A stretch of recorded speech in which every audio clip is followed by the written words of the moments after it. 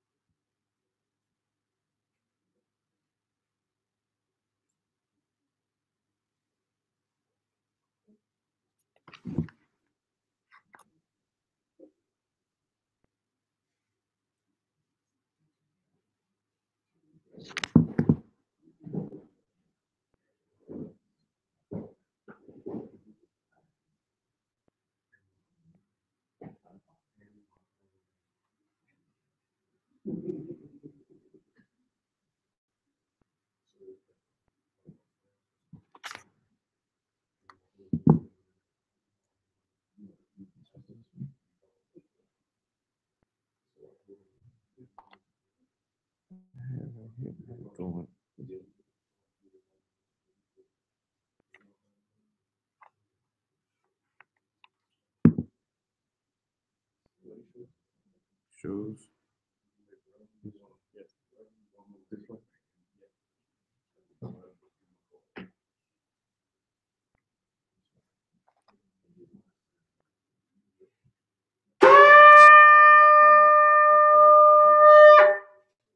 I model upon you as Jerusalem, stand and face Jerusalem.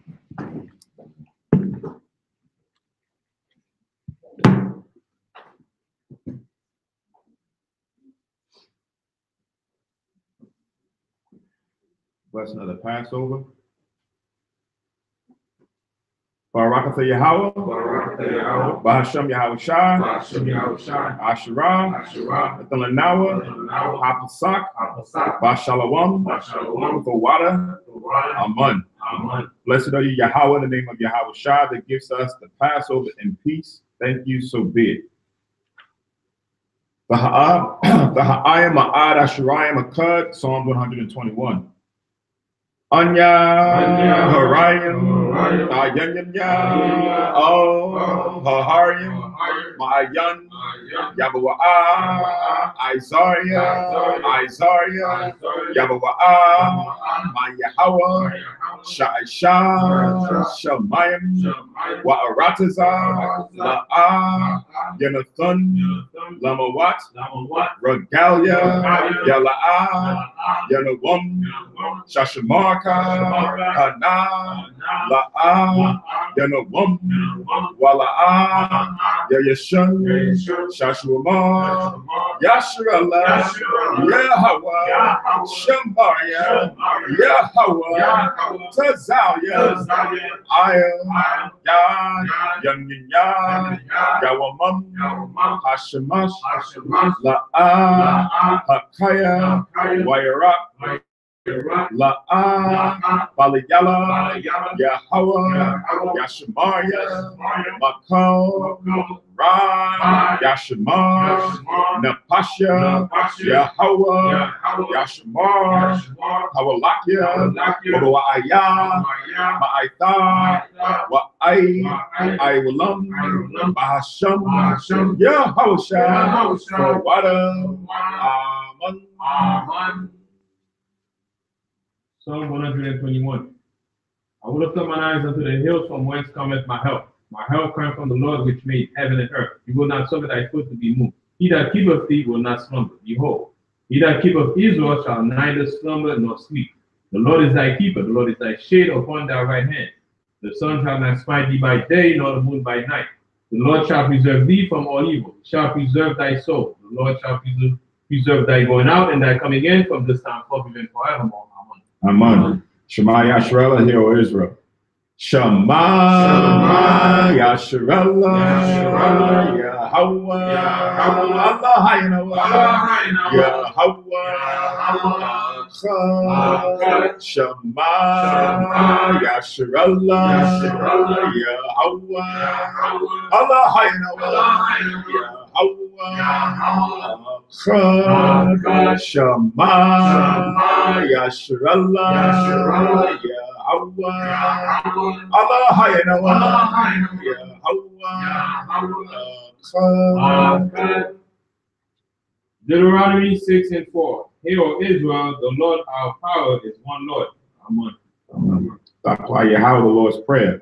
Abi Yanawa, Shabbat Shemayim, Kodash, Hayah, Shamka, Yahweh, Malakwatha, Taba'ah, Atazawanka, Hayah, Aisha, Ba'aratazah, Ka, Bashemayim, Nitalanawa, Lakam, Yobum, Zah, Wasalaklanawa, Tabakwatanawa, Kasal Laknawa, Kabawathanawa, Wala'ah, Habiyanawa, Oh, Nasayawan, Abo, Hawashinawa, Marai, Kaya, Laka, Amalakwa, Waha'ala, Wahatha Parak, La'ayulam, Amen.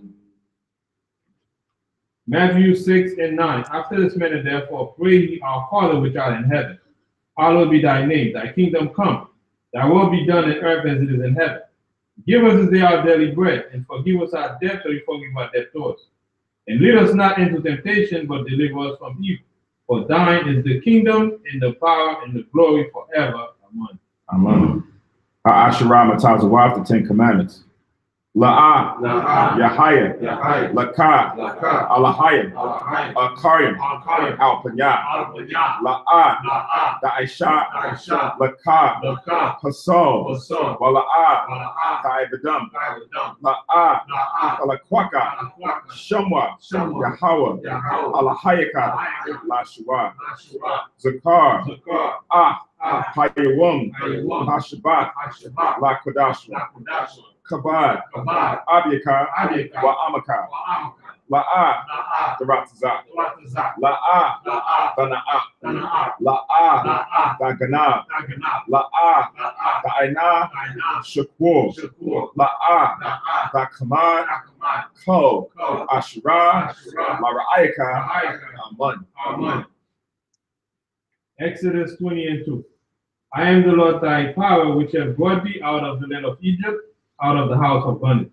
Thou shalt have no other gods before me. Thou shalt not make unto thee any graven image or any likeness of anything that is in heaven above, or that is in the earth beneath, or that is in the water under the earth.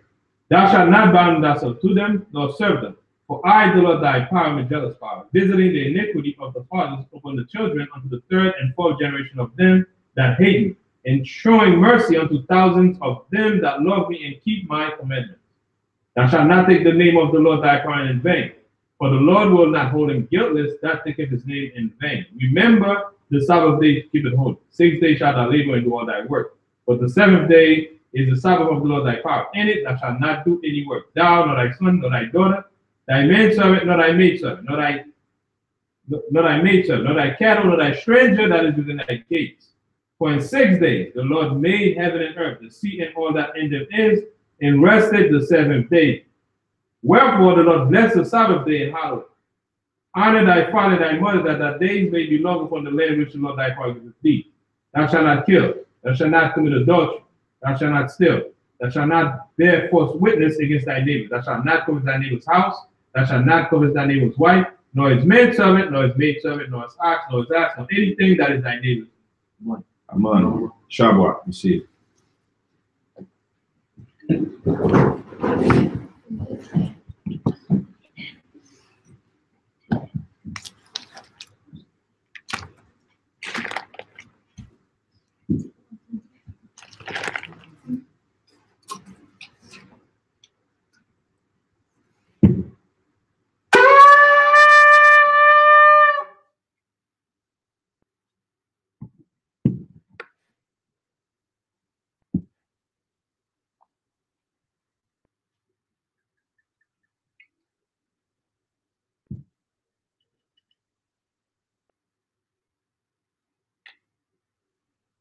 Barakatah Yahweh, Ba'ashem Yahushai, Asherah, until now and call you Agapon to Aman, La Yahweh, Ba'ashem Yahushai, Asherah.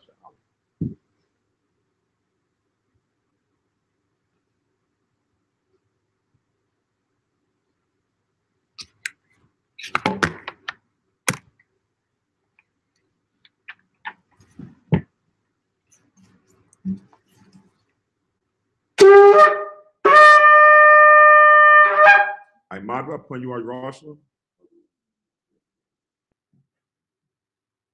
What happened?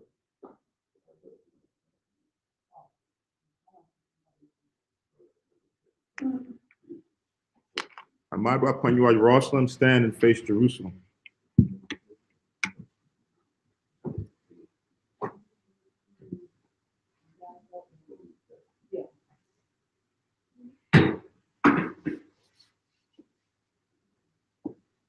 Barakatah Yahweh, Hagadol, Rakhawam, Abiyah, Wanara'ah, Aliyawan, Malak, Shal, Shamayim, Wa'aratazah, Bakol, Debayim, Kayayam, Wagam, Hamashiach, Mayahawa, Arawanawa, Ahabnawa, Hapalah, Yawaitazah, Yahavshah. Zakar Nawa, Yahweh, Barataza 1, Anka, Yasha'Allah, Izar Nawa, Lanam, Wa'asap, Yasha'Allah, Oh, Nanawa, Yum, Aithar, Kayawamim, Makudam, Baba Kusham, Shalat, Mayaka'Allah, Wahataza Wadak, Alahayim, La, Maganawa, Rapanawa, Ashamar, Alnawa. Ba'aikwar, Shalat, Haroka, Shal, Yahawashah, Lanawa, Alamanawa, Rabin, Takama, Fabawana, Wada'aif, Shal, Debarka, Bahasham, Yahawashah, Fawada, Zamyad, Wa'iwalam, Aman. English translation. Blessed are you, Yahweh, the great, merciful, mighty, terrible, most high power, King of heaven and earth, and all things living, and also the anointed from Yahweh, our Lord, our friend, the wonderful counselor, Yahawashi. Remember us, Yahweh, favorably, your people Israel. Help us build and gather Israel. Most high, we beg you right now, like the days of old. Please send Michael and the righteous powers to protect us, heal us, and watch over us. Mainly send the spirit of Yahawashi to us, to teach us much wisdom, knowledge, and understanding of thy word. In the name of Yahawashi, thank you always and forever, so be it. Blessed are you, Yahweh, in the name of Yahawashi that gives us the law. Barakatah Yahweh, Bahasham Yahawashi, Asherah, Tulanawa, Athawarah. Blessed are you, Yahweh, in the name of Yahawashi that gives to us the light to see. Barakatah Yahweh, Bahasham Yahawashi, Asherah, Tulanawa, Awar, Barawah. Blessed are you, Yahweh, in the name of Yahweh Shah, that gives to us the ram song to call the people. Barakatha Yahweh, Bahasham Yahweh Shah, Ashura, Athalanawa, Koran, Ha'ayom, Lakura, Ha'aim. Shabbat. You see it.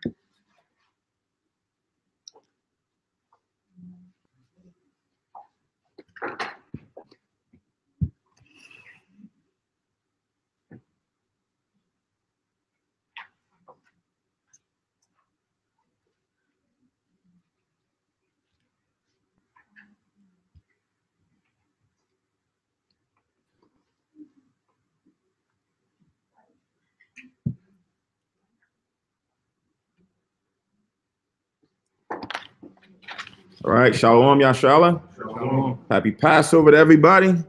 Most High's will, we made it to another one. For those of us who, are newly coming in, this may be your first or your second. But for us who've been here for a while, it's always a blessing to continuously be at the Most High's holy days, as is prescribed in the scriptures, to attend. But in all actuality, just the discipline and the fortitude to stay in this truth, to have the knowledge and be privileged enough to continue to understand the Most High's will. So tonight, of course, is the night in which the Most High delivered all Israel out of captivity thousands of years ago as a nation, and we're looking for the same thing to happen again. In this day and age, where the Most High is going to deliver us from this captivity, from this oppression that we've endured for over 400 years. Most of us don't understand the captivity, but we still don't have an identity. We're still searching as a people collectively. And it's only through the Most High's word where we have a full understanding of who we are and where we're supposed to be in the future, as it pertains to the current state. So without further ado, we're going to get into some scriptures pertaining to the Passover. As we usually do, we start off in Exodus, the 12th chapter. It's in entirety. I'm going to read it in Hebrew first, and then we'll edify it in English. Hopefully I can get through this, as Yahweh Khan likes, expeditiously, but judiciously. All right. So this is Exodus 12:1 in the Hebrew. Wayamar Yahweh al Mashar wa al Aharon Ba'aratiza Matazarium La'amar, verse 2. Hakadash Hazal Lakam Ra'ash Kadashim Ra'ashwan Hawa'a Lakam Lakadashya Hasha Na, verse 3. Debarwa Al Ko Aidath Yasha'ala La'amar Ba'ashira Lakadash Hazar Wayakwak Wa Laham Ayashar Labayath Abath Shah Labayath, verse 4. Wa'am Yama'ait Habayath Mahaya Wath Masha Wala Kwak Hawa'a Washa Kanwa Hakurab O Bayathwa Bama Kasath Napa Shath Ayash Lapya Akowa Thakaswa Ayo Hasha, verse 5. Shah Thama Yum Zakar Bun Shana Yahya Lakam Man Haka Bashim Woman Ha'izim Thakwakwa, verse 6. Wahaya Lakam Lama Shama Rath Aid Araba'a Aishra Yawum Lakadash Hazar Washa Katwa Athwa Ko Kwaho Aidath Yasha'ala Bayan Ha'ai Rabyam, verse 7. Wala Kwakwa Man Hadam Wana Thunwa Ayel Shafya Hama Zawa Hamaza Wazath Wa'ayo Hama Shakwap Hama Shakwap Salak Hama Shakwap Ayo Habathium Ashira Ya'akowa Athwa Baham, verse 8. Wa'akowa Ath Haba Shar Bala Yala Hazar Tazolya Ash Wama Taza Wath Ayo Mararium Ya'akalawa, verse 9. O Ta'akowa Mama Mamunwa Na Waba Show Mama Salak Maba Show Bama Yum Kriya Tazolia Ash Ra'ashwa Ayo Ka Raywa Wa Ayo Bak Rabwa Salak Korabwa, verse 10. Wala'a Thawa Yarwa Mamunwa Aid Bakor Waha Nathara Salak Waha Nathar Mamunwa Aid Bakor Ba'ash Thasha Rapwa, verse 11. Wakakar Tha'akowa Athwa Mathan Yakam Kagaryam Na'il Yakam Bara Gol Yakam Wama Qualcom Ba Yadkam Wa'akotham Athwa Baka Pazwan Pasak Hawa'a Laya Hawa, verse 12. Is that the meat there? Yeah. Verse 12. Wa'ai bar thiya ba'aratiza matazarium bala yala haza waha khiyathya ko baka war ba'aratiza matazarium ma'adam wa'aid barma Waba Ko Alahaya Matazarium A'ai Shah Shapatyam Anya Jahawa, verse 13. Wahayam Hadam Lakam La'ath Ayo Habathyam Ashira Atham Sham Wara Yathaya Ath Hadam Wapa Sakthya Alyakam Wala'a Yahya Bakam Nagap Lama Shak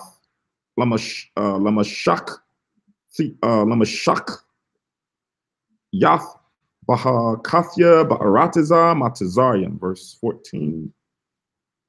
Wahaya Haya Wum Hazar Lakam Laza Karwan Waka Gathum Athwa Kag Layahawa Lada Rathyakam Kakwath I Walam Thakagawa, verse 15. Shaba'aith Yawa Salat Ya Wumyam Mataza Wath Tha'akowa Ak.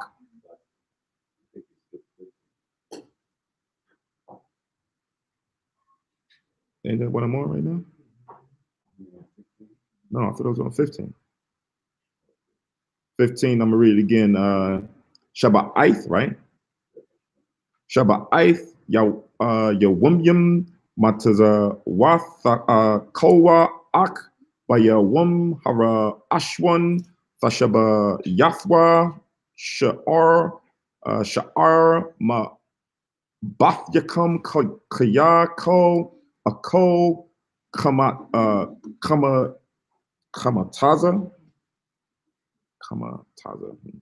Wana Kartha Hana Pash Hahawa'a Maya Ma Yasha Allah Maya Wum Hara Shun Aid Yawum Hasha Baya, verse 16.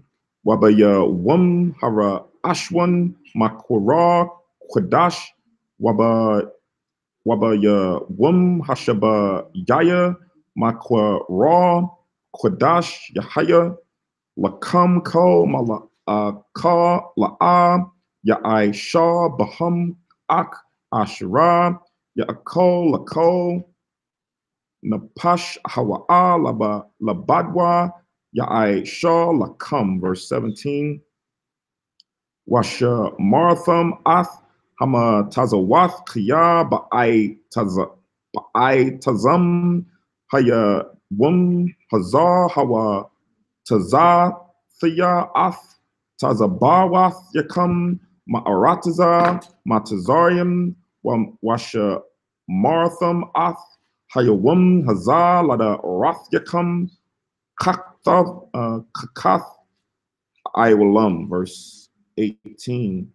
Bara Shun Ba'ara Ba'a Aishara Yawum La Kadash Ba'irab Ta'akowa Matazath Aid Yawum Ha'akad Wa'aishara Yum La Kadash Ba'irab, verse 19. Shaba'ith Yawum Yum Sha'ar La'a Yama Tazah Babath Yakam Kriya Ko Ako Makama Tazath Wanakartha Hana Pash Hahawa'a Ma'aidath Yasha'ala Bakar Waba Azrath Ha'arataza. Verse 20. Ko Makama Tazath La'a Tha'akowa Bako Mawa Shabbath Yakam Tha'akowa Matazawath, verse 21. Wayakora Masha Lako Zakunya Yasha'ala Wayamar Olyaham Salak Olham Mashakwa Wakwakwa Lakam Taza'an Lama Shapa Kath Yakam Washa Katwa Hapa Sak, verse 22. I'm not going to 25. All right. Verse 22. Wala Kakwa, Salak Wala Kaktham, Agadath, Azawab, Wata Bo, Salak Wata Bolwath, Salak Wata Boltham, Badum Ashra, Basap, Waha Gaitham, O, Hama Shakwap, Wala A, Salak Wa O, Shafya, Hama Zawa, Hama Zawa Zath, Hama Zawa Zath, Hama Zawa Zath, Mun Hadum, Ashra, Pasap, Basap, Wa Atham La'a, Taza, Salak, Tazawa, Ayash, Mapa Thum, Bayathwa Aid Bakor, verse 23. Why bar Yahweh lana Gap Ath Matazarium Wara'al Ath Dum Isle Hama Shakwap Wa Isle Shathya Hamaza Wazath Wapa Sak Yahaya Salak Yahweh Isle Hapa Thak Wala'a Yathun Hama Shakyath Laba'a O Bathyakam Lana Gap, verse 24. Washa Martham Ath Hada Bar Hazah Lakak Laka Wala Bunyaka Aid Iwalam, verse 25. Wahaya Kaya Thaba Awa O Ha'arataza Ashara Yathun Yahweh Lakam Ka'ashara the Bar Washa Martham Ath Ha'iba Dar Haza Ath. That's 25. So yeah, 12, 1 to 25. All right, so now we're gonna read in English. Oh, yeah, I should have kept going, read the whole thing. I would just split it up, but I could do that. Just get it over with. Yeah. Since I'm on the roll. All right, let's get through it. Verse 26. Verse 26. Something wrong with that. Wahaya Kiya Ya Marwa Olyakam Bunyakam Ma Ha'ibadar Haza'ath Lakam, verse 27. Wa Amartham Zabak Pasak Hawa'a Laya Hawa Ashra Pasak Ayel Bathya Bunyam Yasha'ala Bama Tazarium Bana Gapwa Ath Matazarium Wa'ath Bathyanawa Haza so like Hataza Yom Waya Quad Ha'aim Waya Shath Kawa verse 28 Waya Kowa Waya Aishwa Bunyam Yasha'ala Ka'ashara Tazawa Yahawa Ath Mashar Wa'a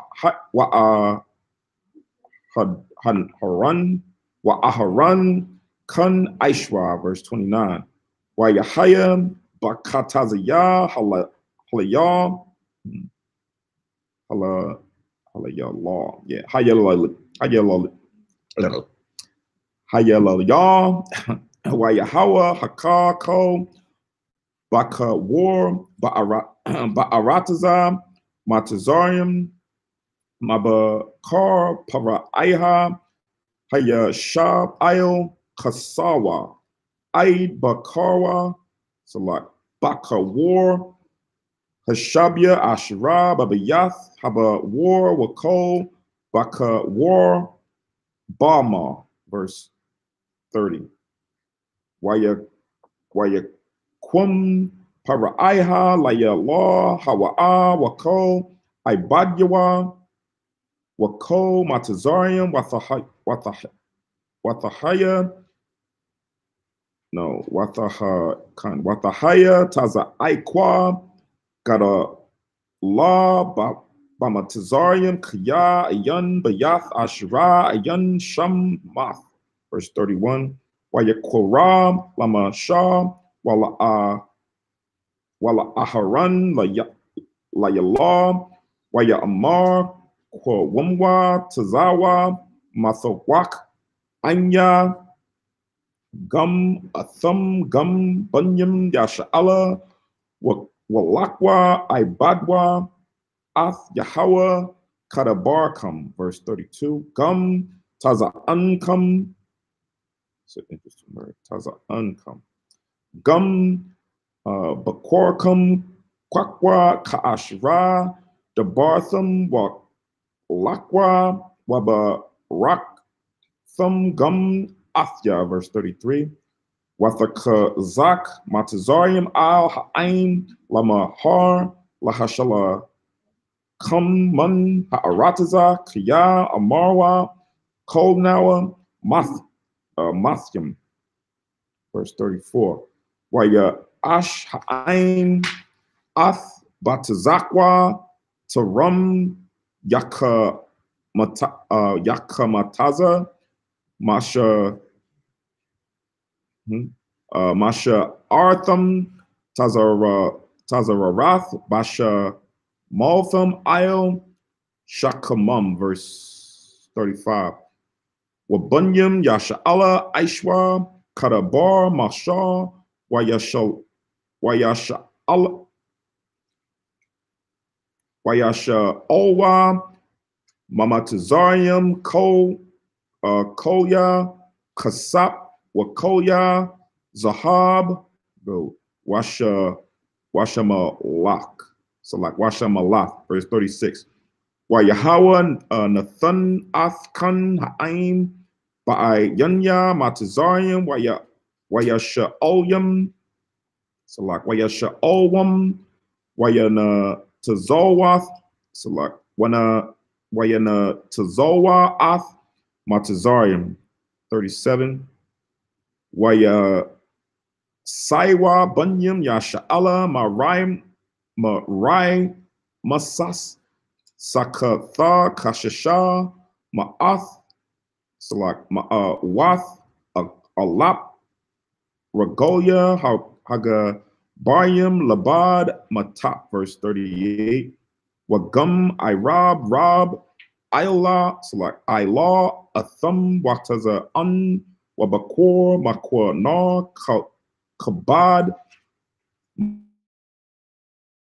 39 Waya Apwa Ath Haba Tazak Ashra Hawa Salak Hawa Taza Yawa Mamatazarium, Agath, Matazawath, Kaya, La'a, Kamatazah, Kaya, Garashwa, Mamatazarium, Wala'a, Yakowa,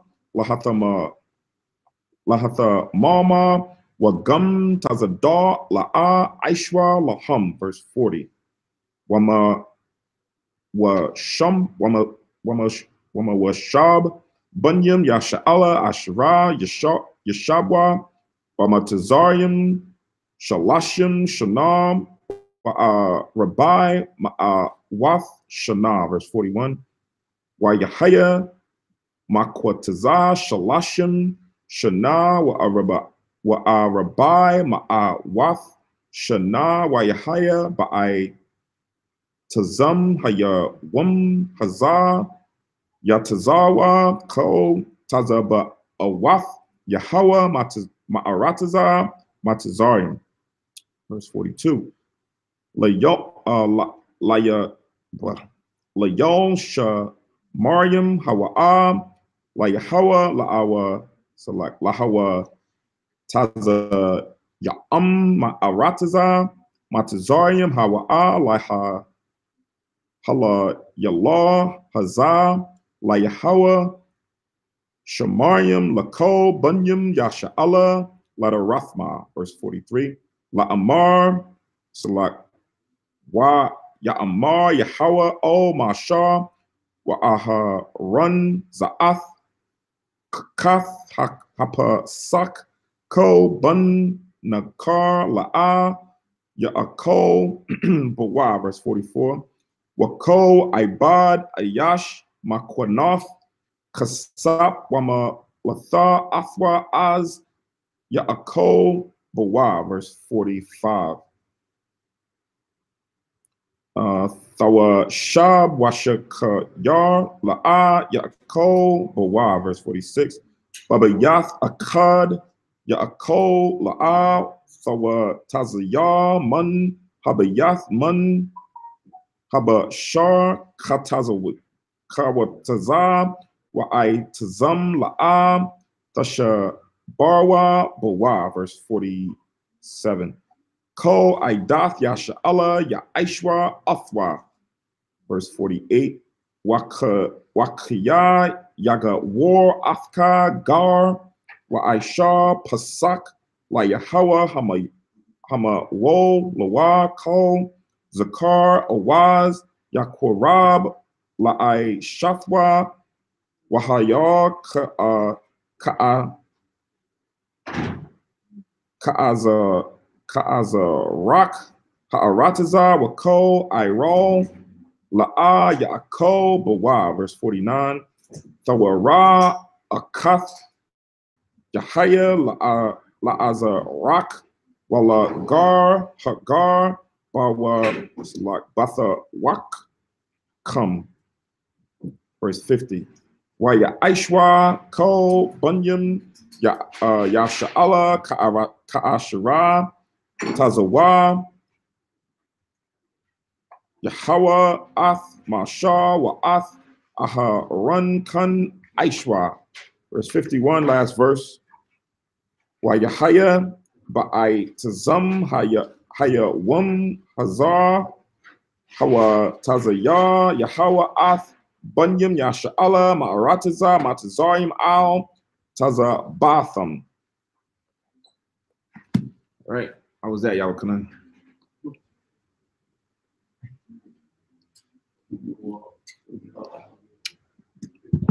I figured he was the only one following. I was too. Oh. Fix the camera. Oh, this is this? Tuck it down a little bit. That's off your phone? Yeah. Oh, okay. I gotta fix it. All right.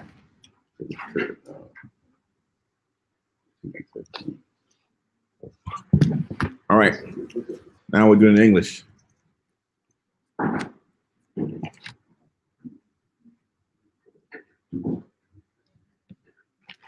No, I moved it already. You messed it up. Yeah. All right.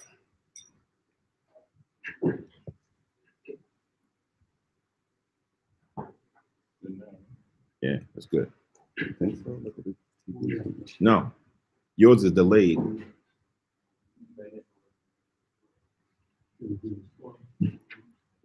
It is a delay on yours.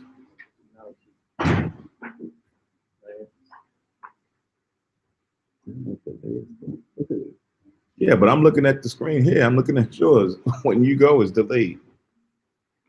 See if I fix this. See, yours don't even move yet. Also, you're gonna read that. Yeah. All right, Shalom, Yasharala. Shalom. So Brother Samad just read the Hebrew, and now we're gonna read in English. Like it says in Isaiah 28 and 11. I'll read it real fast before we start reading Exodus 12th chapter. Isaiah 28 and 11 reads, "For with stammering lips and another tongue will he speak to his people." So as Kahan Samak read the Hebrew, I'm sure that most of us, we don't understand what he just read. Right? Because we lost that language. Now we in what we call America, we speak English. Right? So therefore, we must read English so that we can edify what he just read in Hebrew. All right, so now we're going to read Exodus, the 12th chapter.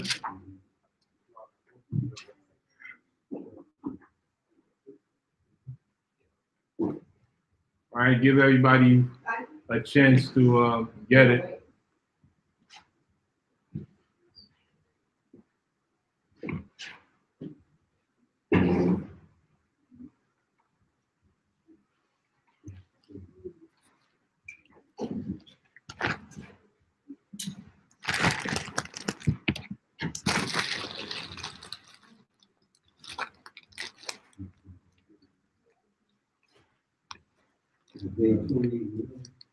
One. We're at Exodus 12 now, right? We're at Exodus 12 now. Exodus 12 now, because if somebody were to walk in for the first time and heard Kahan Samak read it, they said, this guy's a madman. Right? And it says it too in 1 Corinthians 14, 20 and 22.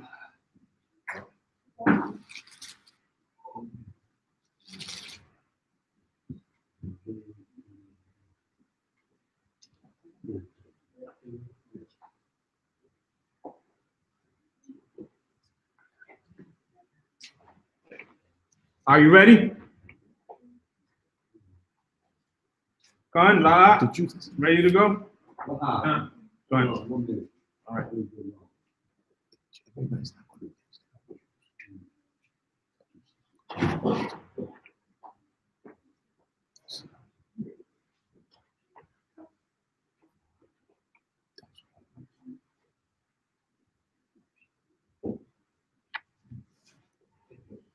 Say Khan when you have it. Go on. Exodus, the 12th chapter. All right, so we're ready to go now. All right. So Exodus, the 12th chapter, verse 1. And the Lord spake unto Moses and Aaron in the land of Egypt, saying, this month shall be unto you the beginning of months. Right? So we celebrate the new moon, and it's been 14 days now since we celebrate the new moon. Right? And today we in that day that the Most High speaks about, that we're reading about today.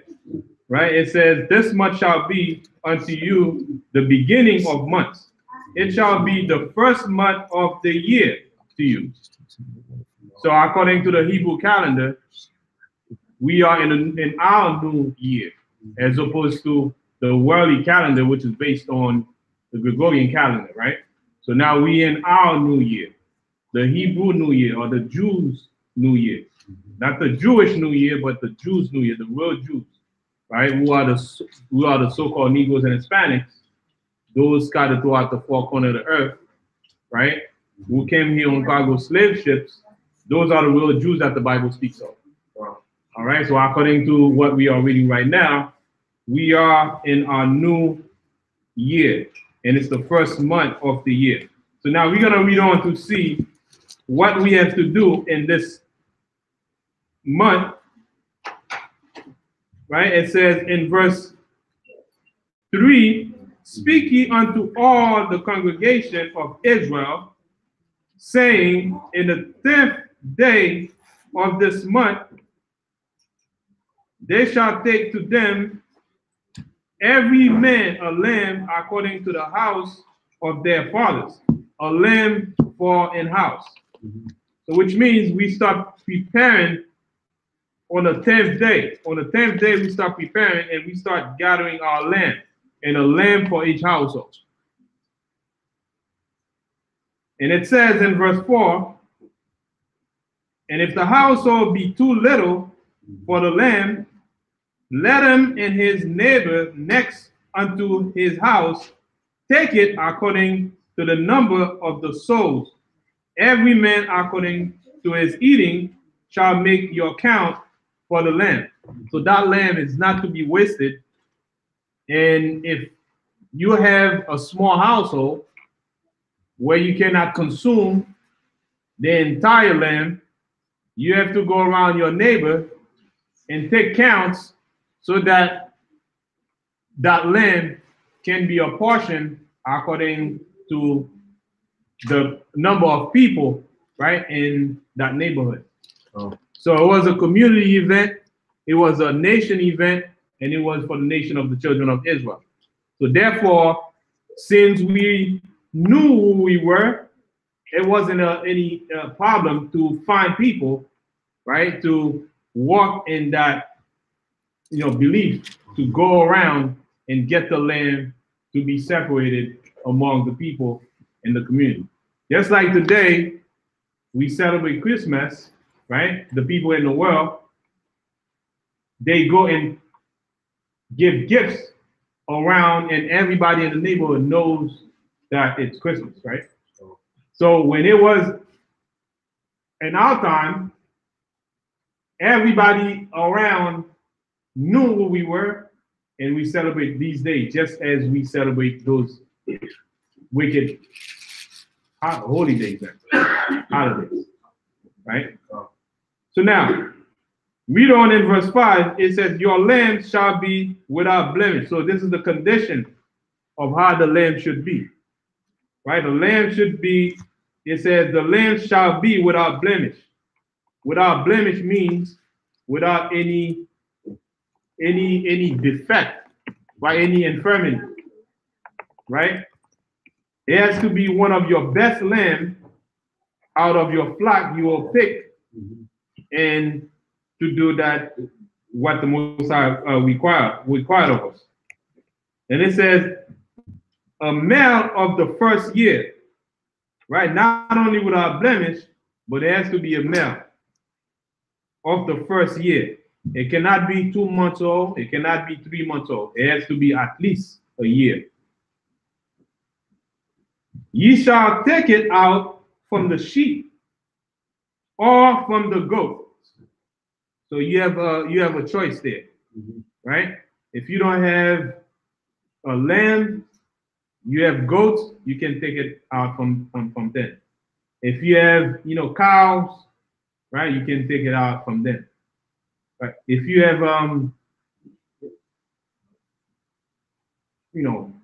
if you have land, I mean the lamb, right? This I'm thinking of the sacrifice.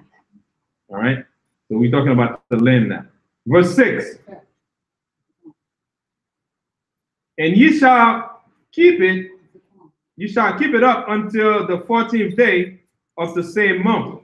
So now on the 10th day, right? On the 10th day, we do the preparation. And then the 14th day, which is today, that's the celebration. Yeah. All right? So today is the celebration of the feast of the Passover. Oh.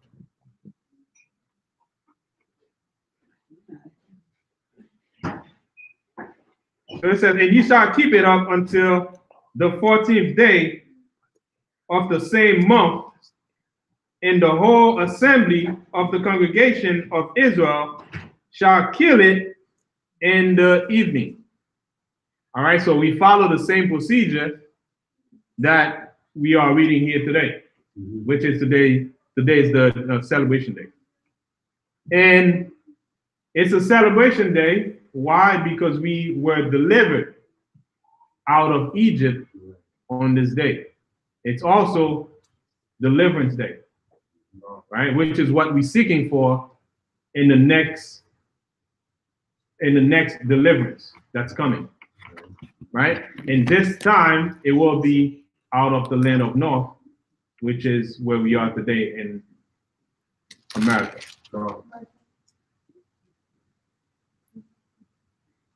Now, read on in verse 7. And they shall take of the blood and they shall, verse 6 again, let me finish verse 6. It says, and ye shall keep it up until the 14th day of the same month, and the whole assembly of the congregation of Israel shall kill it in the evening. So now when they kill it in the evening, now we have to follow more procedures. Verse 7. And that they shall take of the blood and strike it on the two side posts and on the upper door posts of the houses wherein they shall eat it. So now we killed the lamb today, but when I didn't see Samak driving around, go to Yahukanan's house and put it on the doorpost, the blood, and then come to my house. So what happened? Are we in violation? We're not following instruction. So why we don't do the same thing that we reading here today? We don't take the blood and sprinkle it in every Israelite that's here today in this room. The reason is we don't have to do it today because Christ was the ultimate sacrifice. And not only that, we were getting delivered on that day. Keep in mind, we are not being delivered today. Right? Today we will be delivered, but we are not being delivered today. Right? So we don't follow that part of it because this was symbolic for that night. Right? Because the death angel was gonna pass on that night, and that's why we had to put it in the doorpost so the death angel didn't kill the firstborn of the children of Israel. All right. Right. So since we have to, let's move on. Verse 8. And they, verse 7 again, it says two side posts, and on the upper door post of the house wherein they shall eat it. And they shall eat the flesh, and that night roast with fire. Roast with fire. And unleavened bread, and with bitter herbs they shall eat it. So not boil it, right? Not simmer it, right? We got to put it on a fire. We got to make sure that it's roasted on fire. And unleavened bread shall be eaten with it. We have unleavened bread on the table here, and we're gonna find out later on why we had to eat unleavened bread on that day. Verse 9. Eat not of it raw, nor sudden at all, with water. So it's not supposed to be boiled. All right, it's supposed to be roast in a fire. But roast with fire his head with his legs and with the pertinence thereof. So now, if we had a place where we had the opportunity, we could have do it exactly as we reading here today. But right now we in the buildings, right? If we were in a rural area where we had our community like we had back then, we wouldn't even come in a building like this. Everybody would be in the rural area, and then things, it's getting done like it was done back then, right? We would do the whole land, right? And we would follow the procedure exactly as we're reading it today, right? Verse 10, and especially today, people are very sensitized with this kind of practice, right? They don't imagine if we were to do this in this building right here, they will call animal rights on us, right? And we probably have to walk out here, in handcuffs, right? Verse 10, and ye shall let nothing of it remain until the morning, and that which remaineth of it until the morning ye shall burn with fire. So we should eat it all the way through, right? And we should not let any of it remain, right? Because the lamb itself representing Yahushua, when we eat it, we have to have the mindset as if, it's Yahushua, right? Will we throw Yahushua away? No. So we got to make sure we take Yahushua all, or we don't take Yahushua at all, right? So that's why we got to make sure none of it remaining for the day, and we got to accept it today. That's why when the Most High tell us, tarry not to come to the Lord, right? Come today, do not waste time, right? So that's the mindset we got to have when it comes to accepting the truth of the Most High, right? In verse 11, and thus shall ye eat it with your loins girded, your shoes on your feet, and your stave in your hand, and ye shall eat it in haste. It is the Lord Passover. So now, the Passover is a tradition that we follow today. So now, the way we keep it and the way we do it is with your stave in hand, right? Your loins girded and with your shoes on, right? Because we were getting ready, right, to get out of Egypt at that time, right? So we didn't have time. We have to be prepared when the Most High gives the sign for us to start rolling, that we would be on our way, right? So we would be ready, right, to start walking. Verse 12, for I will pass through the land of Egypt that night, and will smite all the firstborn of the land of Egypt, both men and beasts. And against all the gods of Egypt, I will execute judgment. I am the Lord. So the Most High tell us what he was going to do, right? The Most High never, never let us get taken by surprise, right? He tell us what he's going to do before he do it, so that those who listen, right, would follow instruction, and those who don't listen will suffer the consequence. Verse 13, and the blood shall be to you for a token upon the houses where ye are. And when I see the blood, I will pass over you, and the plague shall not be upon you to destroy you, when I smite the land of Egypt.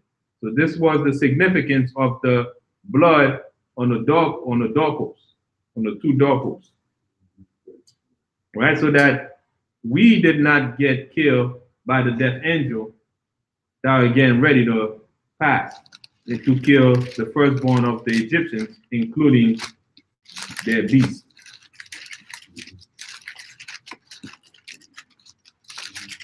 Verse 14, and this day shall be unto you for a memorial, and ye shall keep it a feast to the Lord throughout your generations.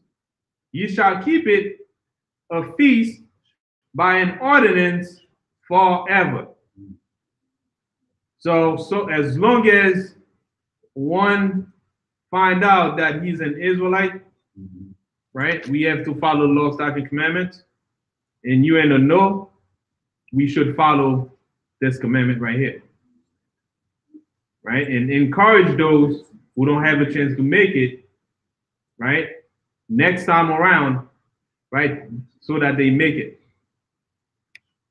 right? Those guys who are sick, who cannot make it, and pray that next time around, they're not sick and they can be here. Because this is an ordinance that we shall keep, right? Forever, throughout your generation or our generation, those of us who are here today. Right. Then, follow through in verse 15, it says, 7 days shall ye eat unleavened bread. Even the first day ye shall put away leaven out of your houses. For whosoever eateth leavened bread from the first day until the 7th day, that soul shall be cut off from Israel. So this is the instruction. We have to eat unleavened bread for 7 days. So meaning our diet for 7 days must change contrary to what we normally eat, right? Bread, anything with leaven in it, we should stay away from. Now, do not think of leaven as a bad thing, right? This is a symbol, right? To keep leaven out of your house, just as if you were to keep sin far away from you, right? Because after 7 days, we will get back into eating leaven. So don't think leaven is it's wicked and you're not supposed to eat leaven. That's not what it means. To put things in context, leaven is put away leaven away from your house. It symbolizes put sin away from your surrounding. Anything that can tempt you to sin, put it away. So that's what the leaven symbolizes.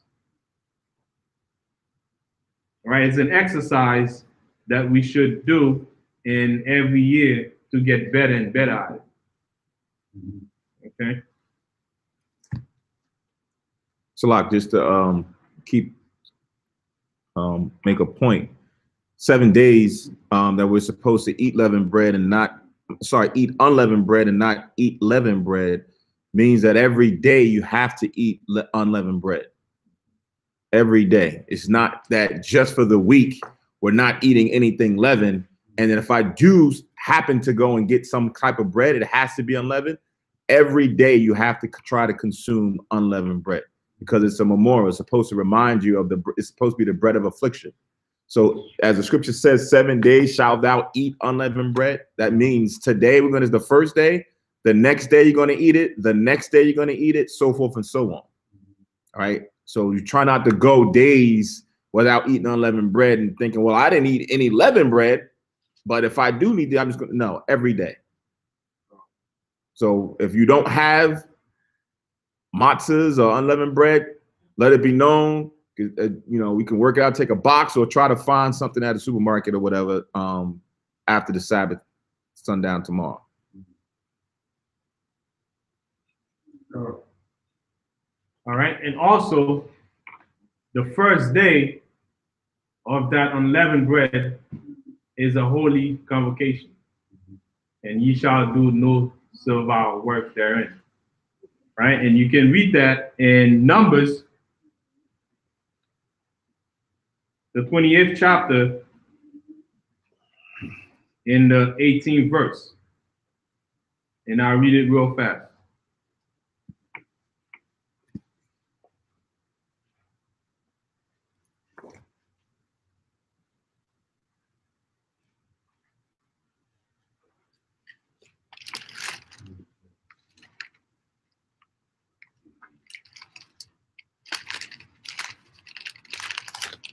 The holy convocation, today is a holy convocation.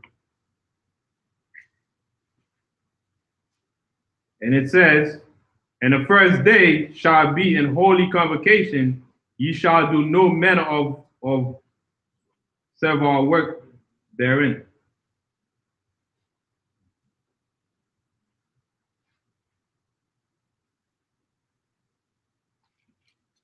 All right, so go back to verse 16 now in Exodus, the 12th chapter.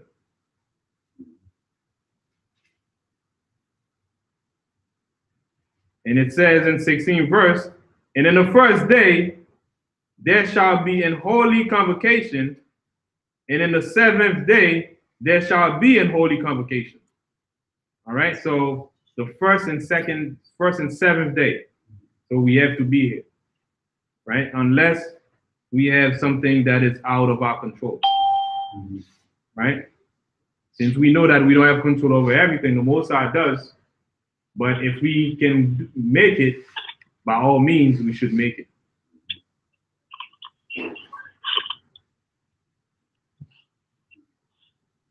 Right, it says, for this self same day have I brought your armies out of the land of Egypt.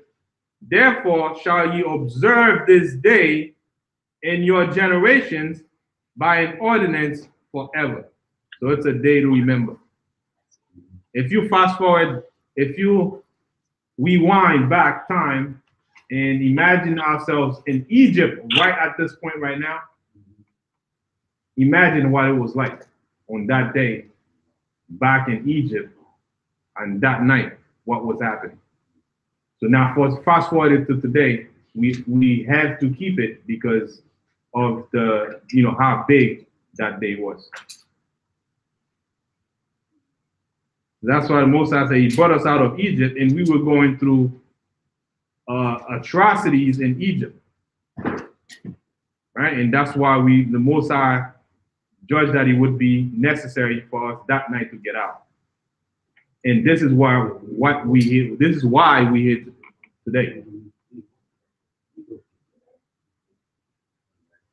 All right, so it's good to bridge the gap between what happened back then to now. When we bridge the gap, we get the full significance of how important this day is today.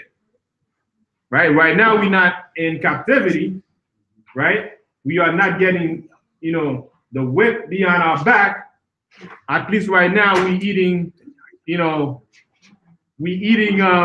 apples, carrots, we sitting on the table, we smile. On that day when that was happening, there wasn't any smile going on, right? There wasn't any smile. It was, we were happy in one sense, but in another sense, we were just coming out of, captivity, right? Verse 17. And ye shall observe the feast of unleavened bread, for in the selfsame day have I brought you your armies out of the land of Egypt. Therefore shall you observe this day in your generations by an ordinance forever. So we have to have the sense of gratitude that we appreciate what the Most High did for us. That allows us to be here today.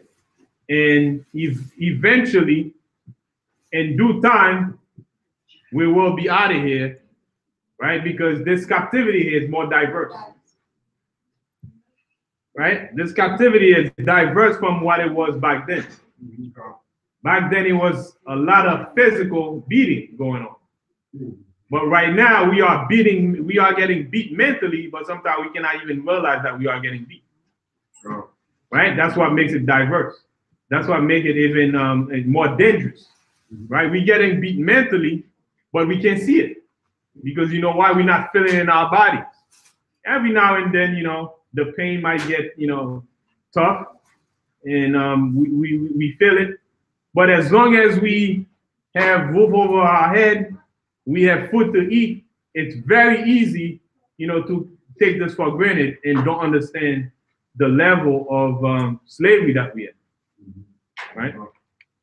And the beautiful thing about reading about Passover, when the plagues were hitting Egypt, and we living in Goshen, a lot of the plagues wouldn't even come near the Israelites while we were in Egypt. Right. We just only hit the Egyptians. And the same thing, like you bring it up, is happening now, where if you follow the Lord's statutes and commandments and keep the holy days to the best of your ability, he's going to make the plagues that are plaguing our people, like brothers getting shot 22 times in the back, the police harassing us unnecessarily, Edomites just blowing up our houses, all those things will bypass us because it's like he's going to protect us as he destroys Egypt with the floods, the tornadoes, and earthquakes, the fires. If we stay in the truth, it'll be like the Goshen in Philly, in New York, wherever we are, keeping the Lord's statutes and commandments in the Bible. Verse 18.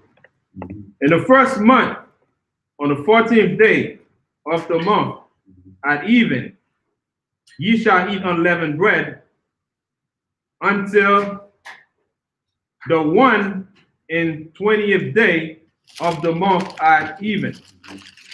So the Most High is telling us in different ways the same thing.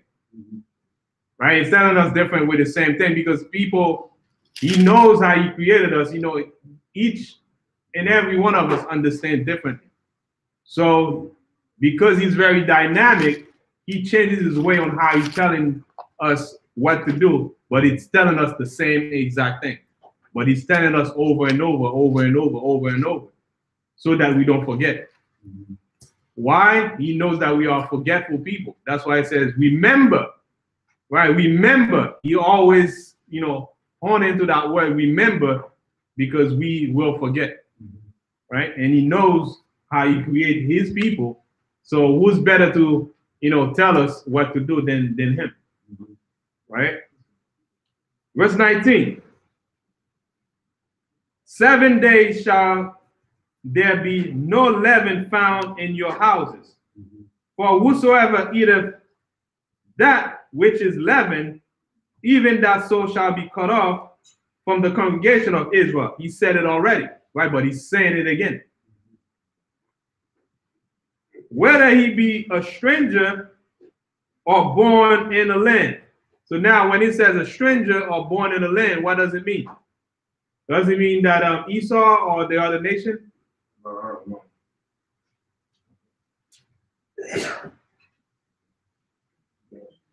Right? It's speaking about a stranger, those who are not with us or may be born of a Jew, but come to celebrate the feast of unleavened bread in the same place. Right? In the land of wherever we gather in the congregation. Keep in mind, it said, tell the congregation of Israel. When we started to read the chapter, it says, tell the children of Israel. Right? So you cannot, 1 minute it says, talk to the children of Israel, and right here down here it says, tell the stranger. Right? So the stranger that he's speaking of are strangers, people of Israel, but they come in, right, from traveling and keeping the feast with the congregation.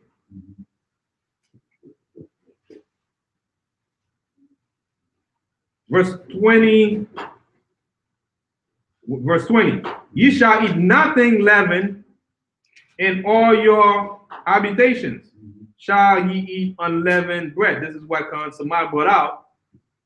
We shall eat unleavened bread for the 7th day. Not just eat it to eat it, but as a memorial to make us remember why we are eating it. Not just, you know, take the bread and put some honey on it, you know, jam, so, you know, it can taste good. You know, since you cannot eat, you know, anything that is leavened, you want to fill yourself up, you know. You want to make it taste good so you can eat a lot so you can fill yourself up. You know, that's not the idea. All right. It's a lot. And for those who don't have a Passover menu, Kahan Nabayah, I know emailed it out, but it is good if you are zealous and fervent in trying to keep the ordinance. it's good to go and examine that list because as we just found out that, you know, they even put leaven in the water, right?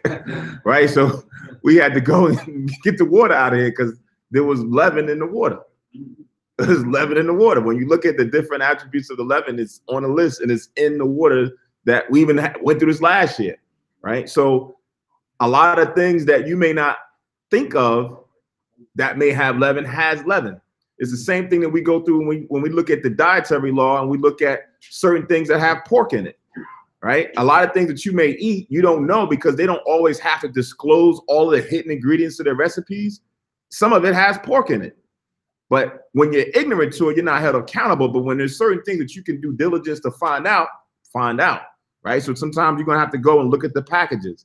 Even right now, when it says the first day, you must remove leaven out of your houses. So if you haven't done it yet, you got to get it done by today. The first day, it has to be out. So when the morning comes or whatever, and you go through your refrigerator, go through your cabinets, you start looking and making sure everything is out. Look at those ingredients and make sure it doesn't have the ingredients of leaven in it, because that has to be out, right?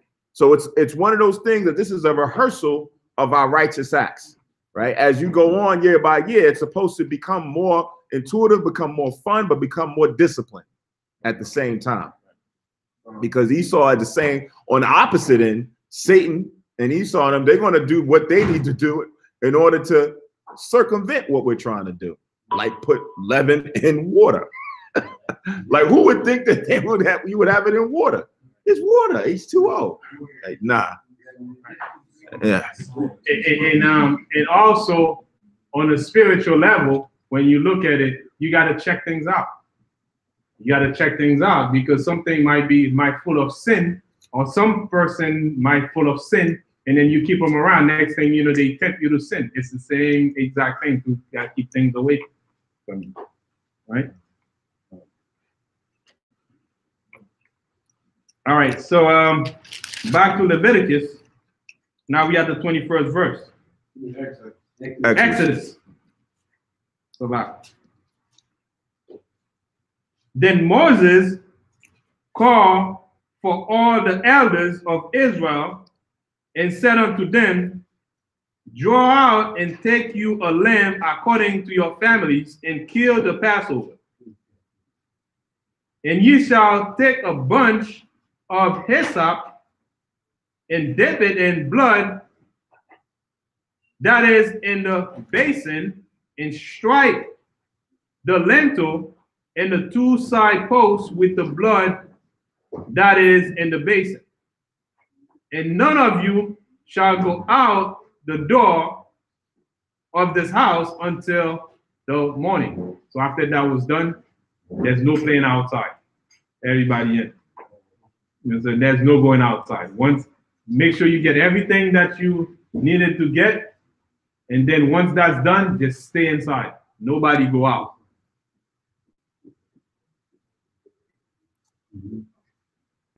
Verse 23.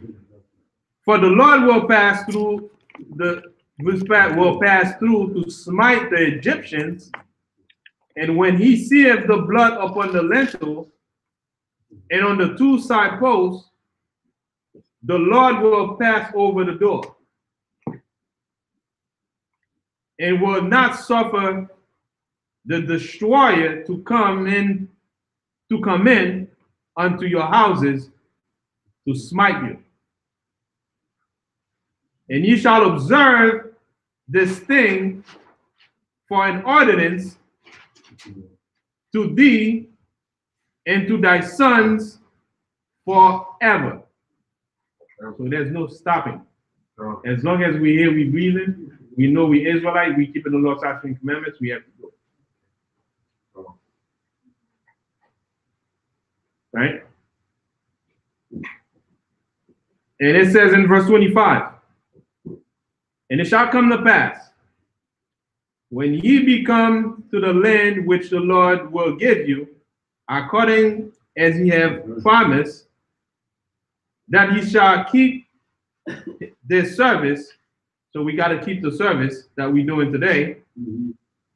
Verse 26, and it shall come to pass, when your children shall say unto you, what mean ye by this service? So when your children comes and ask you, you should be ready to explain to them what it means. What is it about? What is this thing that we're doing? See, the Bible even speak our language. It says, we shall keep this thing. Right? That's it. Oh, you All gonna right, do cut. No, you got it. I was about to say you gonna do. No, you to got it. run, You brother. got it. You got it. So I'm gonna read that again, verse 26. And it shall come to pass when your children shall say unto you, what mean ye by this service? Right. So the reason why I read it again is because not only are we keeping Passover right now, but the world is also keeping Easter.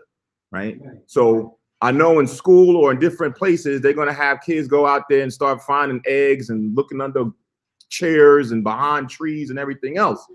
But they don't ask them, what mean ye by that service? Right? They never ask the same question. Why are we looking for eggs associated with Easter? Right? Because right now, the Most High is going to give us the answer of why we're keeping the Passover. But now when you look to where Easter and the eggs come from, that's not in scripture. There's no breakdown of, we keeping this and we're going to find eggs and these rabbits that's running around here. Wait, the rabbits, what is the egg association? Right. When you really go and do the research, you find out that that's dealing with pagan worship. It's following after the goddess of Ashtoreth, the goddess of fertility, right? That's what this service is associated with Easter. Okay. But now when people, if we were really, had your mind open, you would say, well, what does this have to do with the rising of Christ?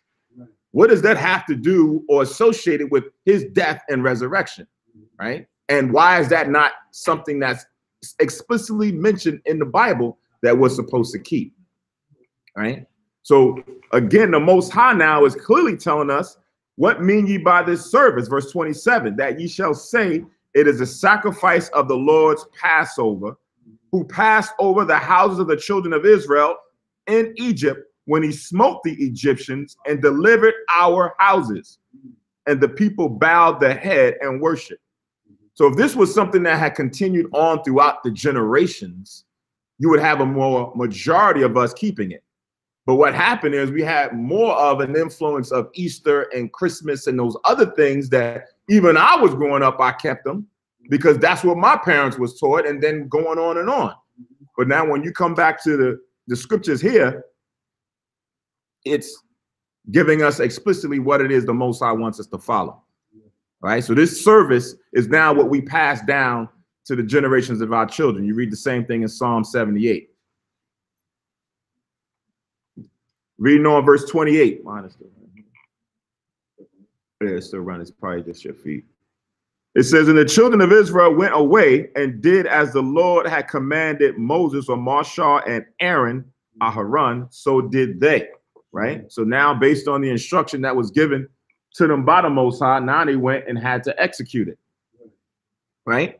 It says in verse 29, and it came to pass that at midnight, the Lord smote all the firstborn in the land of Egypt, from the firstborn of Pharaoh that sat on his throne unto the firstborn of the captive that was in the dungeon, and all the firstborn of cattle.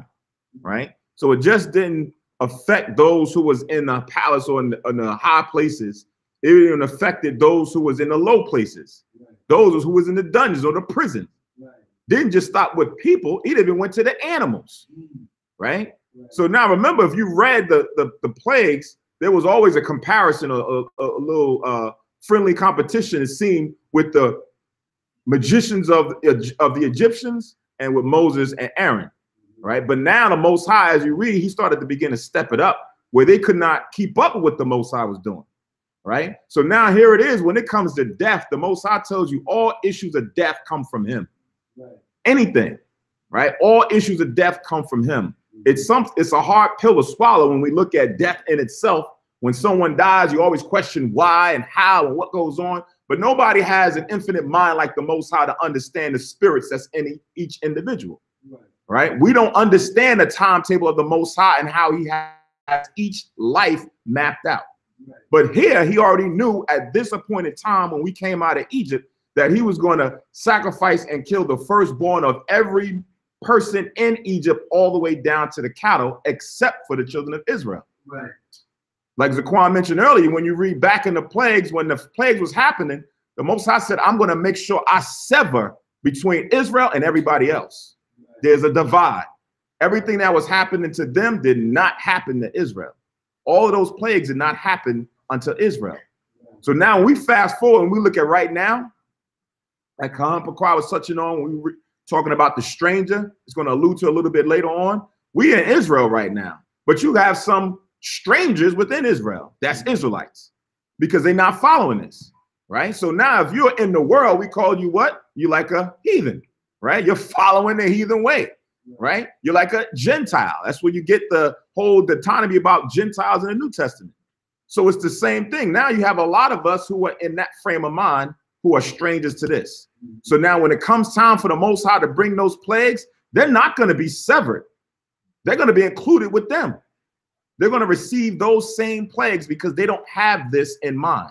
Right. They're not putting the blood spiritually on their doorposts as the Most High said to, right? They're not looking at Christ as it is written.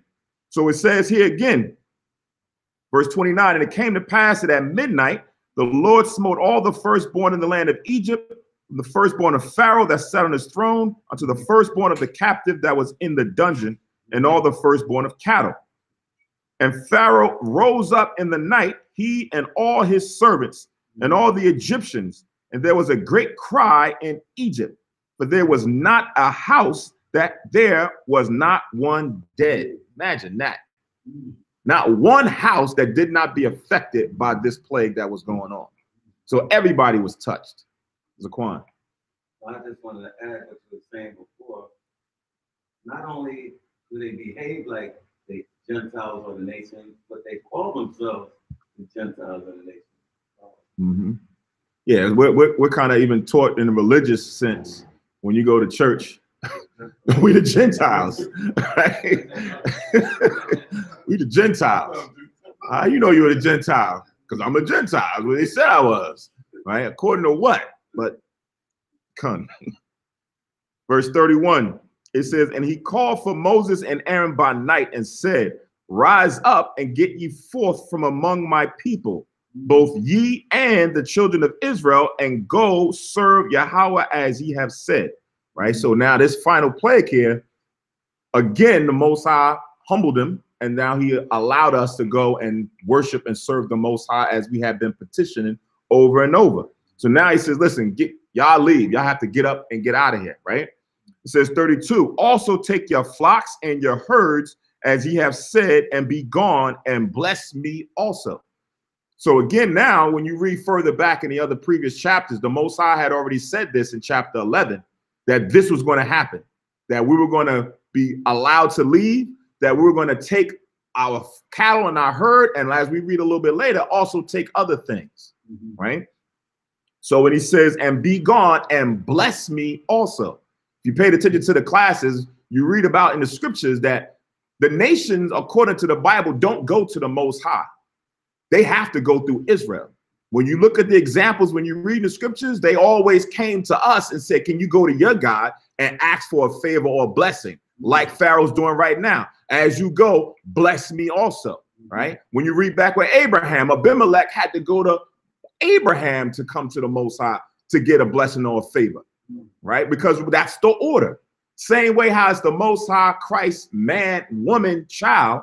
We can't skip right over Christ and go to the Most High, because the Most High has that order where Christ is the door. So if we're the chosen nation on the planet Earth and we're supposed to be the priest on the earth, they can't just say, well, we're going to skip by them and go right directly to the Most High. Well, then that makes them equivalent with us, right? That's not how the Most High set this up.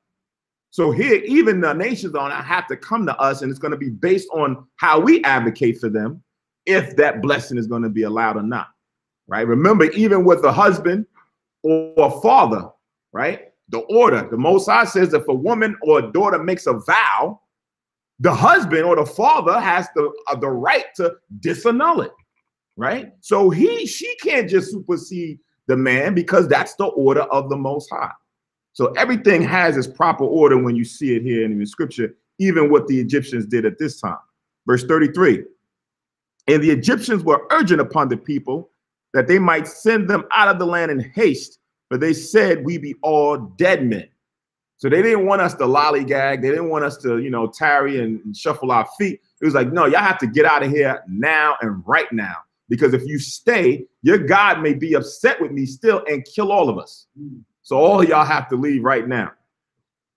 34, and the people took their dough before it was leavened, their kneading troughs being bound up in their clothes upon their shoulders. So as we read the story, we see now why it's unleavened, because they didn't have time to allow the bread to rise to put leaven in it. So it says they left before it was leavened, right? Their kneading troughs being bound up in their clothes upon their shoulders.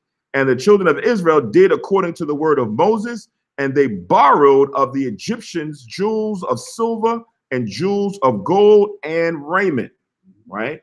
So when it says borrowed, it means they went and realistically took, because he wasn't coming back. We was leaving, and that was that, right? When someone wants you fervently or wants you out of there, can I get this right here? Here, take it. Can I get that right there? Take it. Long as you leave and leave right now. And another thing is that beautiful, even though we were coming out of captivity, turn to Psalm 105.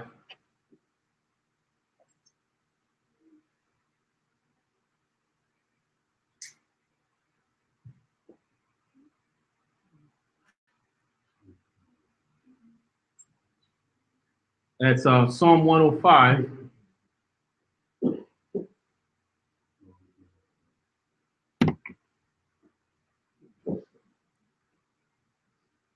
And verse 38. Actually, verse 37. That's the only verse. Verse 37.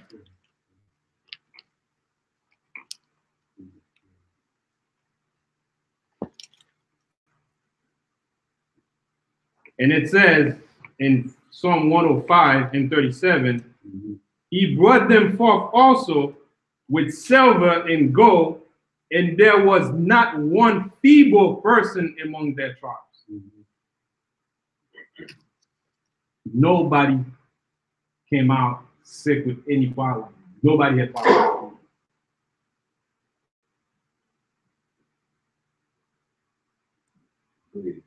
I was about to say. 38.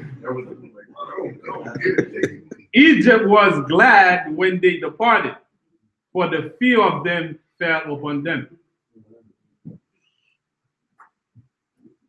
So we weren't walking on canes and, you know, limping or anything. We came out strong.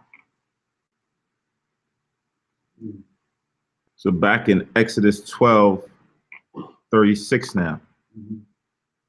It says, and the Lord gave the people favor in the sight of the Egyptians, so that they lent unto them such things as they required, and they spoiled the Egyptians. Again, that's why you get that difference of borrowing from them, but it was really, we're taking what we need to go get before we leave out of here. Y'all want us out that quick? Let me get that right there and that right there. You know how we are. Yes. Verse 37.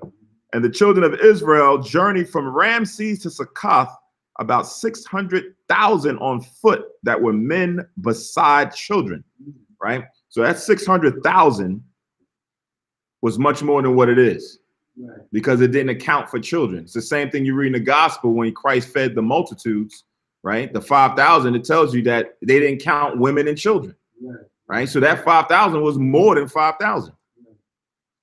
So you have to consider the magnitude of seeing this group march through from Succoth, from Ramses to Succoth. 38, and a mixed multitude went up also with them, and flocks and herds, even very much cattle, right? So it was a whole bunch of them, not just the people, but even the animals, as Pharaoh had told them that they need to take with them, right? Get everything out of there. Saquon. And that's why verse 37 said 600,000 on foot that were men beside children, and 38, and a mixed multitude, letting you know, not just the men, but the women, like you said, and the children also. And the cattle. Right. Verse 39. And they baked unleavened cakes of the dough which they brought forth out of Egypt, for it was not leavened, because they were thrust out of Egypt and could not tarry, neither had they prepared for themselves any victual. So they didn't have time to make or prepare something that was going to be leavened, or the process of making it. They had to do what they had to do right then and there, right? So they didn't add the leaven in and wait for the time for it to rise. They just took what they had, made what they made, and left. Verse 40, now the sojourning of the children of Israel who dwelt in Egypt was 430 years, right? So 430 years Israel spent in Egypt, right? 400 of it was in the captivity, because the prophecy in Genesis 15:13, the Most High told Abraham that his seed was going to sojourn in a land that was not theirs for 400 years. So here it said that they sojourned for 430 years. Well, if you remember at the beginning of the chapter, right, when Joseph was already in Egypt, his father came with 70 souls and they dwelt in the land of Egypt for a period of time when that Pharaoh was there. And then he died and left, and a new Pharaoh came and did what? Enslaved the Israelites. Genesis 15:13. Yeah, a new management came in.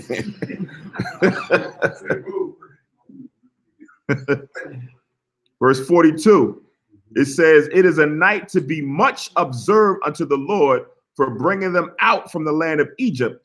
This is that night of the Lord to be observed of all the children of Israel in their generations, right? So the scriptures kind of highlights that this is a night to be much observed, right? The scriptures tell you that there's 3 main high holy days that he wants all males to attend. But it usually spiritually that most Israelites always gravitate to Passover being the most holiest of them all, even though the scripture doesn't say that. But this is the collective of all Israel being saved from out of captivity, right? This is a day to be much honored and observed by the Most High. This is the Lord's Passover, not my Passover, the Most High's Passover, that he decided that he was going to come down in that night and save Israel. It says, this is that night of the Lord to be observed of all the children of Israel in their generations, right? In their generations. So the generations of Israel continue up until right now, right? It didn't stop. We're still here. So when people come up and say, oh, well, we don't need to keep the Passover no more. We don't need to keep the high holy days no more because we're not in Israel, or we don't have the temple. Well, the law never stated that. The law said wherever we at throughout our generations and our habitations is where we're supposed to keep these holy days. All right. 43. And the Lord said unto Moses and Aaron, this is the ordinance of the Passover. There shall no stranger eat thereof. Right. So again, it's the same thing how we mentioned before. If you're an Israelite, but you're not in this frame of mind, you're not keeping it according to the ordinance, you're like a heathen, because it's going to make a distinction. It says, but every man's servant that is bought for money, when thou hast circumcised him, then he shall eat thereof. Remember, prior to, Kahan read about you have to be circumcised when you keep the Most High's Passover.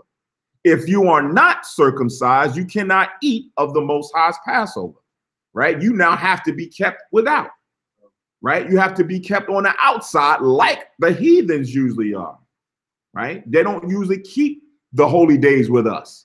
Right. So now the next one, it says a foreigner and a hired servant shall not eat thereof. The foreigner being like the real heathens. They cannot eat of the Passover because this is our Passover. Why are they going to eat of the Passover when the deliverance wasn't theirs? The deliverance was for us. So now when you read that stranger again, even when you read further in the law, when the Most High describes about the priesthood, and he says, no stranger shall eat thereof. And he wasn't even talking about the rest of Israelites. He was talking about even within Levi. If you wasn't of that certain lineage to keep that service, you was a stranger. The Most High classified you as a stranger. And he does the same things in other areas. So here, he can't think of it as, oh, there's a stranger and a foreigner. No, you just have to understand the lingo of the Most High and how he classifies certain verbiage towards us. Right? It says in 46, it's going to get clear as we read on. In one house shall it be eaten. Thou shalt not carry forth aught or any of the flesh abroad out of the house, neither shall ye break a bone thereof.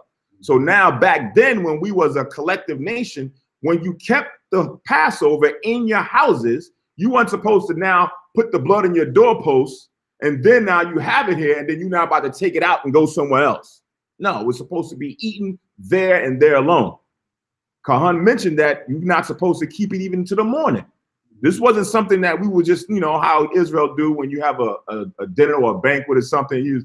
Yeah, lollygag. I'm going to take this. So I'm going to take this plate over here to my cousin's house. You know, she wants some of this food. There's no plates or nothing leaving the house. It's being dealt with right then and there. This is a night to be much observed. Can't think of it like any other regular day. It says, and Salak, let me go back. It says, neither shall ye break a bone thereof. Right? That's very key, because remember, the Passover is also synonymous with who? Yahushua. So when you read the prophecies pertaining to Yahushua, it says no bone of his body was supposed to be broken, even when he was on the cross. Right?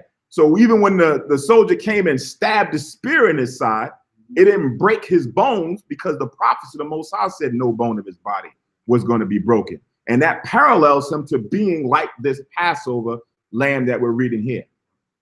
And Yahushua also belongs in the house. It belongs to a particular house and not to outside. Right? So he has to stay in the house. Good. Let's read on. Verse 47. And all the congregation of Israel shall keep it. All the congregation of Israel is supposed to keep the Passover, but it has to be in its proper ordinance. How so? Verse 48. And when a stranger shall sojourn with you, we just read about the stranger reading up in verse 43, and will keep the Passover to the Lord, let all his males be circumcised. Again, it's coming back. You have to be circumcised. If you're not circumcised, you're like a stranger. You can't keep this holy ordinance. You can't eat of the holy Passover. And then let him come near and keep it. Now you can come within. If not, now you have to be kept on the outside, right? It says, and he shall be one that is born in the land, for no uncircumcised person shall eat thereof, right? One law shall be to him that is homeborn, and unto the stranger that sojourneth among you. So one who is within, he has to keep it, and those who are without. It's the same thing like how you read in the New Testament, where you have those who were new to it was Hebrews, right? Those who knew there was Jews. And then you have Paul and the rest of them going to the Gentiles scattered abroad. That law pertains to both. If they wanted to keep it, they had to be circumcised as well as those who was within Israel and knew that they were the Jews. It says, verse 50, thus did all the children of Israel, as the Lord commanded Moses and Aaron, so did they, right? And it came to pass the selfsame day that the Lord did bring the children of Israel out of the land of Egypt by their armies, or by the multitude. All right. So this is the orders of what happened thousands of years ago on this same very night. Zaquan pointed out to me yesterday that this is not only is it a night to be much observed because of the holy day itself, but the unity that a lot of the schools outside, I think, is one. Everybody is doing their Passover tonight, which usually doesn't occur. Sometimes off by a day or 2 days, or, you know, depending on when they keep it. But now everyone is keeping it tonight, which is beautiful, right? So, you know, in the sense of unity amongst the camps, we hope that the Most High brings some spiritualness, like what happened during the time of the Pentecost, how the Most High sent the Spirit down on Israel to be able to speak in tongues and so forth, that the Most High will uplift us on a higher level, that we all now came together in the unity to keep the Passover in this fashion. All right. You want to do Leviticus 23? Oh, you want to say something? I just want to say, we were just reading about no uncircumcised person shall eat thereof. They have this video on YouTube. That's this long thing, how it's so cruel to circumcise a baby, and they have a baby strapped up on the table, and they talk about the baby screams out of sheer pain, and it's so vicious, and it sounded like a sister in the Bible that we read about with Abraham. He's talking about, yo, cruel man. Yeah.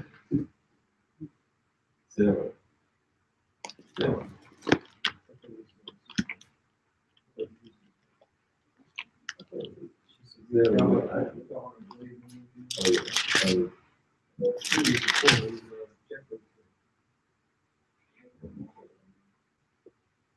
So I'm gonna read this and while y'all look that up and confirm it. I'm gonna read this in Acts, the 12th chapter and the first verse. Because I alluded to this earlier, but I want to read this.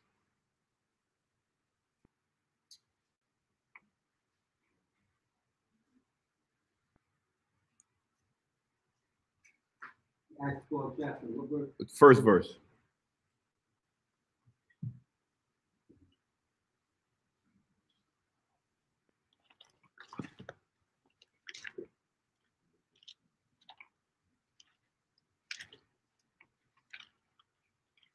Twelve and 1.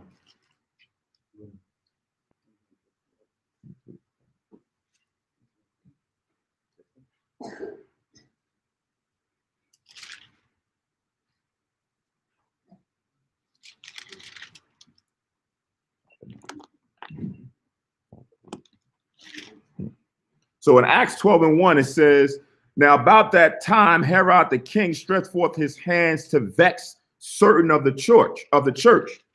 It says, and he killed James, the brother of John, with the sword. And because he saw it pleased the Jews, he proceeded further to take Peter also.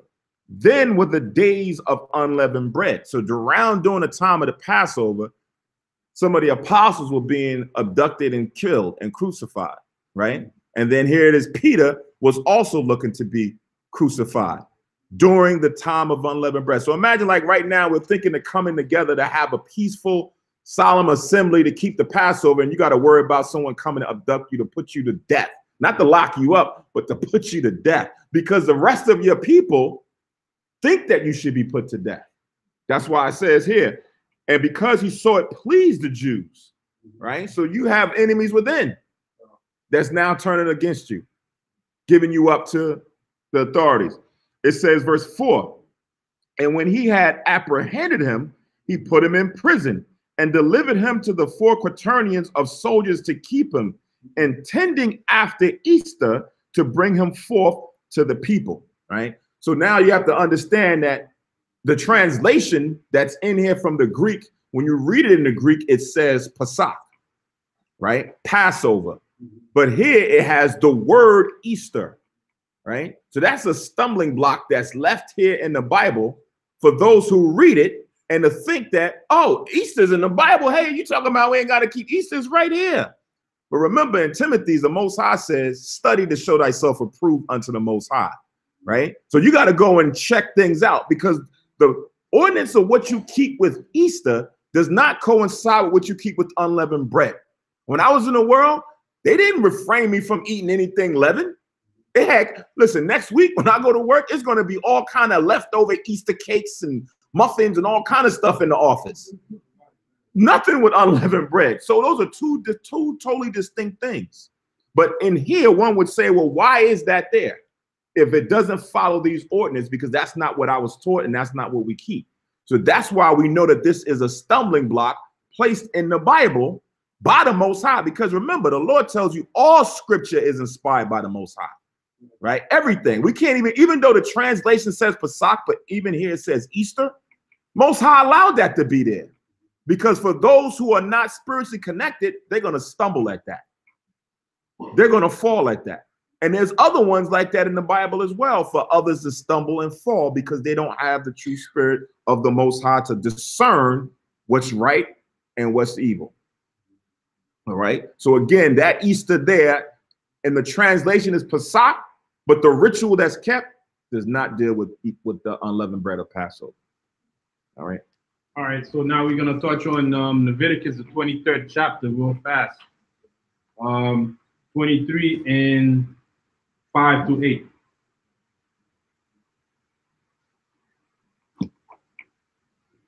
Leviticus 23, verse 5, pretty much will give us the heads up of all the feasts that we have to keep for the Most High. The feast that he wants us to keep for him, the 3 main high holy days that he wants us to keep. In this verses right here,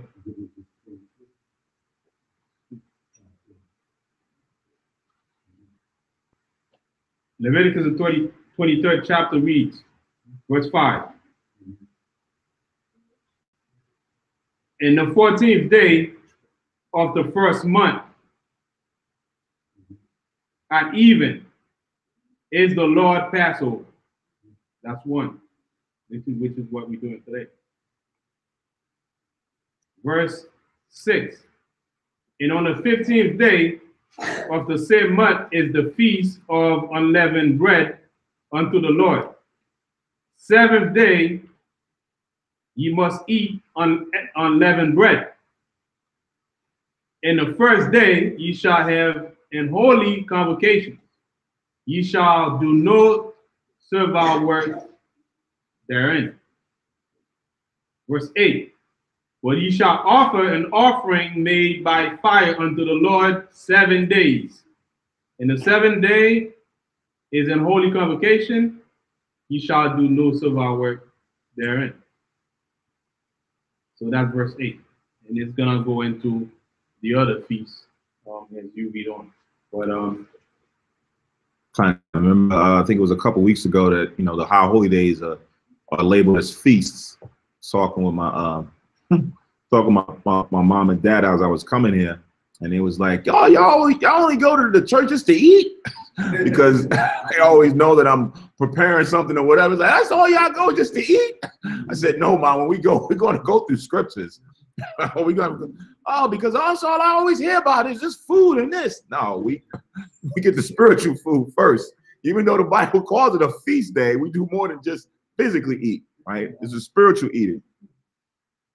So now we're going to jump to Matthew's, the 26th chapter. Matthew's 26.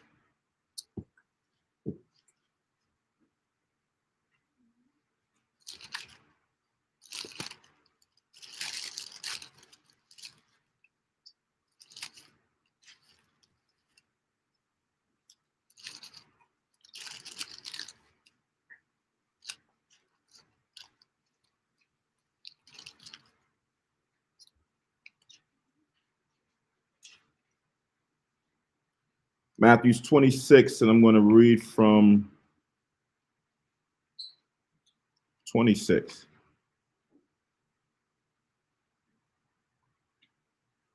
So this is the time and when Yahushua sat with the 12, not with the 12 and other people that you see in that, what is it, Da Vinci or Angelo? I forget who did that painting. Which one was it? Da Vinci, right? Where you have some sister there and someone in the background. Now it's changed. If you look at the other variations, it's like a whole bunch of different people there, and the ones that they're remaking now. Yeah. But this was Christ and the 12 disciples. Even Judas, who had betrayed him, was there as well, eating the Passover, right? So now when you look at the scriptures, it doesn't explicitly say that Yahushua physically ate the Passover. He ate unleavened bread and all it. Well, let me not say unleavened bread, but well, yeah, it doesn't say unleavened bread, or it doesn't say he ate the lamb and everything else, because sometimes Israel is very meticulous and specific with words. Well, I didn't see that word there, and I didn't get this saying here. Well, we know in the scriptures, when you read in Romans, it tells you that he did no sin, which means if it was a law and a commandment to keep that ordinance as it was written in Exodus 12 that we just read, that's what he did on Passover night, right? There's a lot of implicit things that's in the Bible that the Lord just hopes that we have an intuitive mind to understand that, right? So we're going to read this now in Matthew 26 and verse 26, right?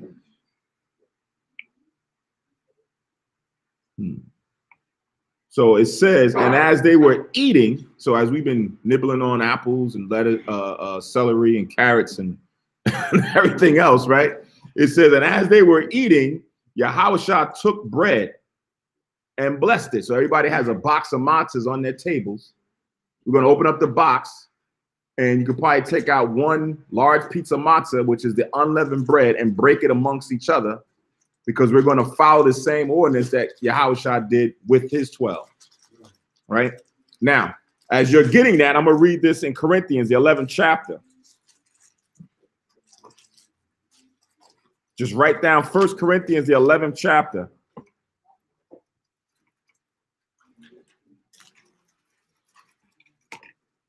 Write down 1 Corinthians 11 and 23.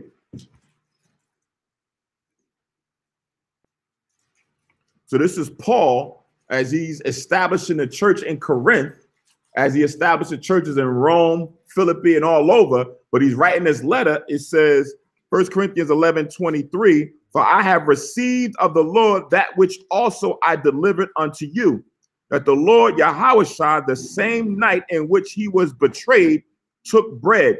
And when he had given thanks, he brake it and said, take, eat.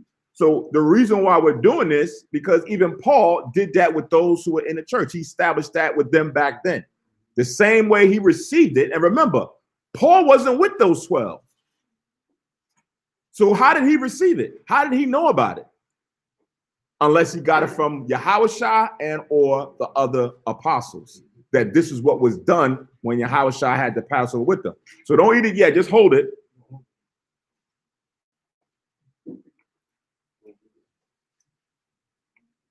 What's bread again? Yeah, we got cups right there. What's bread again, Zaquan? Lacum.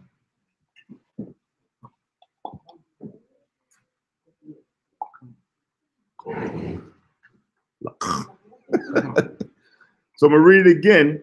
It says, and as they were eating, Yahushua took bread and blessed it.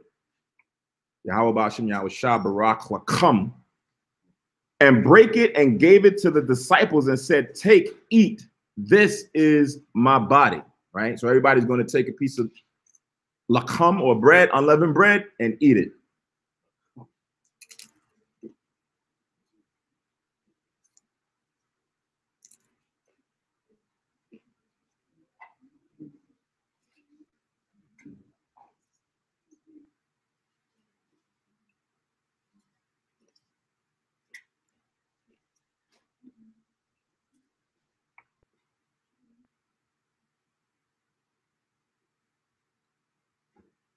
So if you had that pause, that moment of eating that bread, it's usually, for me, it's like a reflection, because it said, this is Yahushua's body. I'm not just eating a piece of matzah. Symbolically, spiritually, I'm eating Yahushua's body. Everything that he went through, everything that he sacrificed and he did for Israel, for his people, is the same responsibility that's entrusted upon us now. Right? So now we're eating what Yahushua left behind. Right? Verse 27, and he took the cup. So everybody has a bottle of yayan or some grape juice on the table for those who can't drink yayan or wine. Want to make sure everybody gets a cup, pour the wine and grape juice in their cup.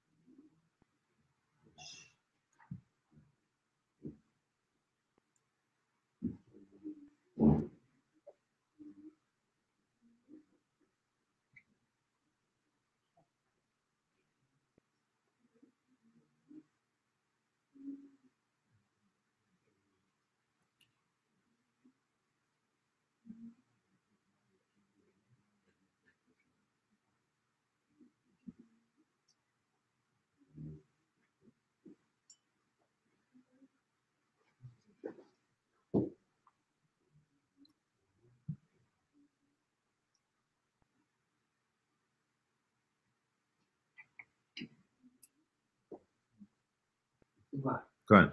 It He was an apostle, con.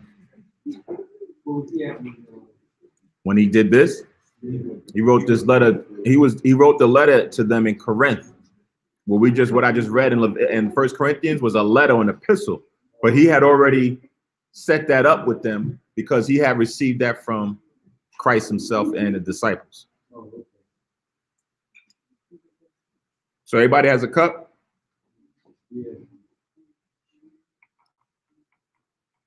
So I'm going to read it again. It says, and he took the cup and gave thanks.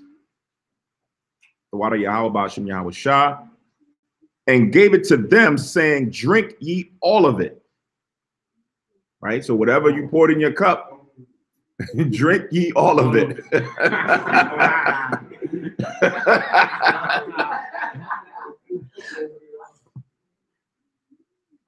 You don't have to drink it in one gulp.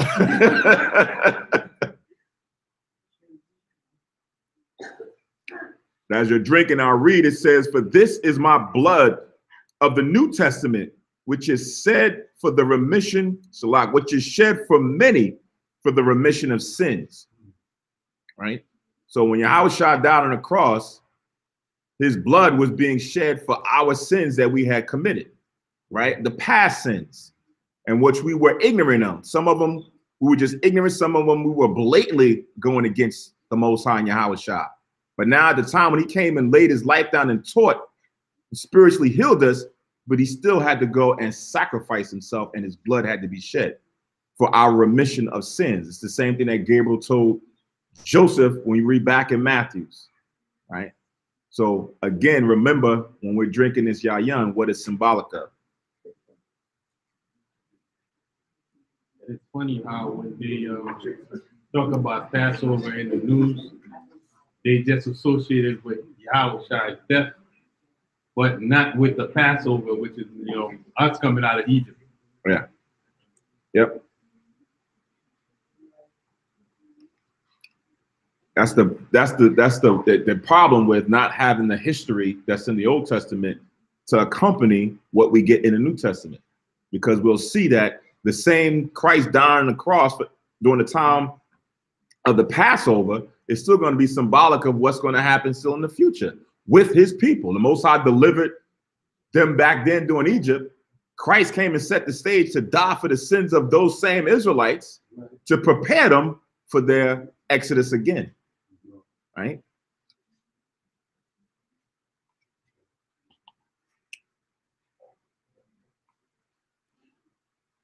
I wonder if we should do it now or wait until afterwards with the herb. Give it one shot. All right. All right. So to accompany this, everybody should have a plate of bitter herbs or the horseradish on their tables. Right? And we're going to take a piece of bitter herb. For those new, I would suggest you have a cup of water waiting. Right? If you haven't done this before. But I'm going to read the ordinance and why we're doing it. Back in Exodus, Pequod read Exodus 12 and 8. It says, and they shall eat the flesh in that night, roast with fire and unleavened bread, and with bitter herbs shall they eat it. Right? So everybody's going to take a piece of bitter herb.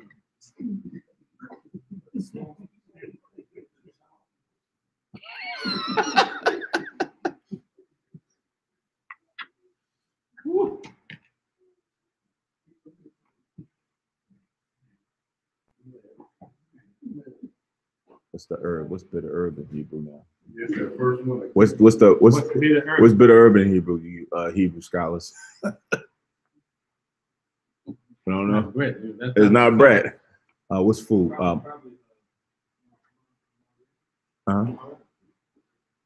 Bitter? Oh, yeah. Oh, we could just do food. What's food? Ma'kal. Right. We'll just do ma'kal. Bitter food. Right. Bitter meat. How about Shemal Shabarak Ma'kal? All right. So everybody's going to take a piece of that bitter herb. Everybody has that bitter herb. All right. All right. And we're going to eat. Wada Yahweh Bashim Yahweh Shah. All right. Let's eat. Oh.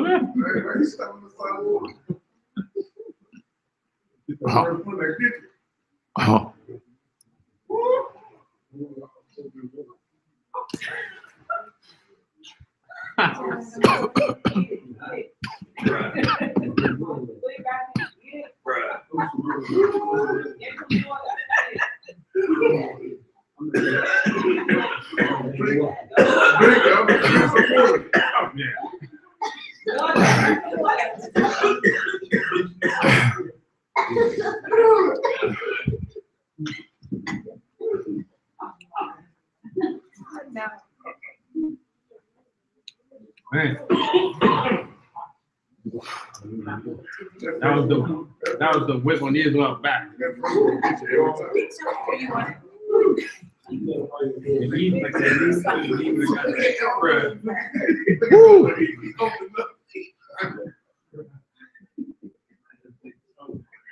But since we cannot get a beating right now, we gotta experience it.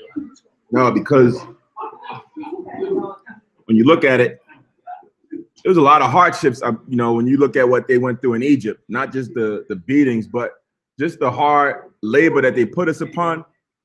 And then you witnessing a lot of the atrocities that was probably happening to your fellow neighbor, right? So even it's the same thing right now, where you're looking at a lot of the injustices that's going on. Brothers is getting killed, and then they coming up with their indictments, and they're saying, no, we're not gonna indict them, right? So families and brethren are still mourning and crying based on what's happening.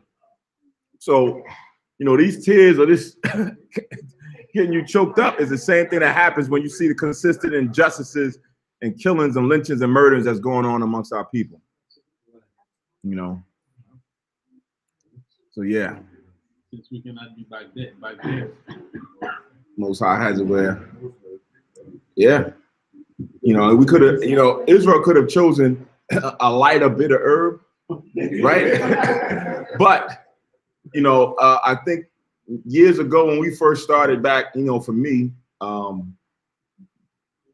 years ago, when I came across the bitter herb with the horseradish, it just perfect for me. Like just having that feeling that you just go through when you eat it and you understand what happened back then and what's still happening right now, it just made sense, right? Sure, later on you can have a romaine lettuce, which is a bitter herb or something else, but the horseradish just takes it to another level and just binds us to what's going on back then and right now.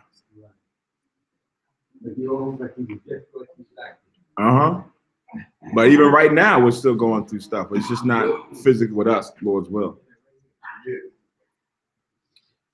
All right, with that, so we're going to close the opening of the Passover, or the Passover, opening of the unleavened bread. And we're going to send out the closing prayers so we can commence eating the Passover lamb itself.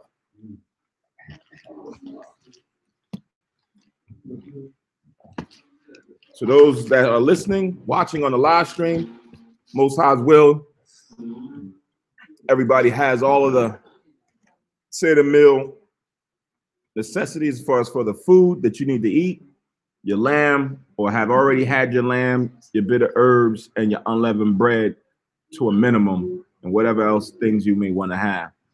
So as we get ready to send up the prayers, I want to say Ashar Pasak to everybody. Happy Passover. Most High's will, you'll be able to enjoy it. This is also the regular Sabbath, so keep in mind, because it is the high holy day, it is the Passover. Of course, we'll be able to cook tomorrow and prepare everything that you need to enjoy the Passover, but keep in mind, nothing leavened. So also, if you haven't gotten it out of your homes already, tomorrow morning when you get up, or even when you get home, whatever, make sure you start beginning that process to get it out by the first day. All right. So with that, oh, one last thing. And that was Zipporah, not Sarah. When you read Exodus, the 4th chapter, it's talking about, he said, your bloody husband. Oh, for the circumcision. Yeah, for the circumcision. Okay. I confused the story when they were taking Isaac to sacrifice him. Why? Was that actually the fourth chapter? Right, 4:25 and 26. And Sean was Zipporah accused Abraham of being a bloody husband. I mean Moses. Huh? Yeah, Moses. That was Moses. That was they did. Yeah. Moses. Of being a bloody husband. Now that's because he didn't circumcise his son or something like But he did circumcise himself. But he said you're a bloody husband. So you can read the whole fourth chapter. that. That's when the Lord will kill Moses, right? No. I was confused with the story too. It was Yeah, he was going to kill Moses. Because Moses didn't circumcise his son. And she circumcised his son just before the death day to kill Moses. now when you read verse 25, Fourth chapter, what you say? verse 25, the Torah took a sharp stone and cut off the foreskin of her son, and cast it at his feet, and said, surely a bloody husband art thou to me. That's 4:25. Right. So she, huh? What she had to do is she had to get to her husband. The child had to be circumcised, so she wanted to do it, but she insisted that she had to do it.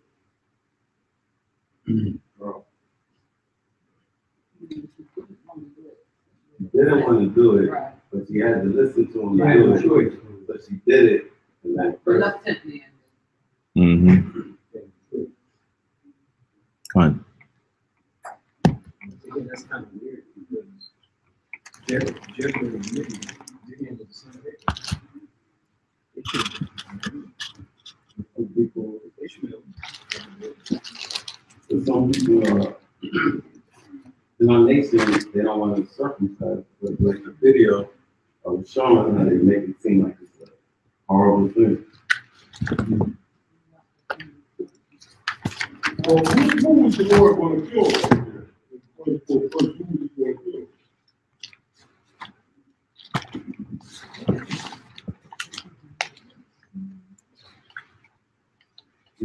kill? Yeah. He's going to kill somebody, right?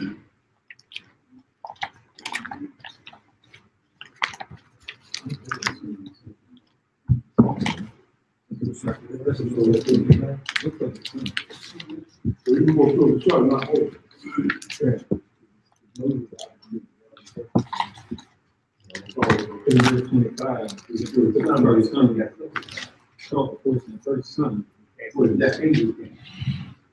No, no,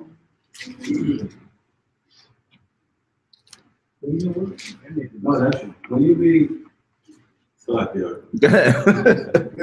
When you read the 22nd verse, or read the 21st verse, it says, and Yahweh said unto Moses, when thou go to return unto Egypt, see that thou do all those wonders before Pharaoh, which I have put in thine hand, but I will harden his heart, and he shall not let the people go. Thou shalt say unto him, Pharaoh, thus said Yahweh, Israel is my son, even my firstborn. And I say unto thee, let my son, which is Israel, go, and that he may serve me. And if thou refuse to let him go, behold, I will slay thy son, which is Pharaoh's son, even thy firstborn, even the firstborn of Pharaoh. And it came to pass by the way in the end that Yahweh met him and sought to kill him. So not sought to kill Moses, sought to kill Pharaoh. Pharaoh's first son. Right. Oh, to his son. Right. And when you read on, he did kill Pharaoh's first son. So now it's just jumping into. So Moses' son was scared.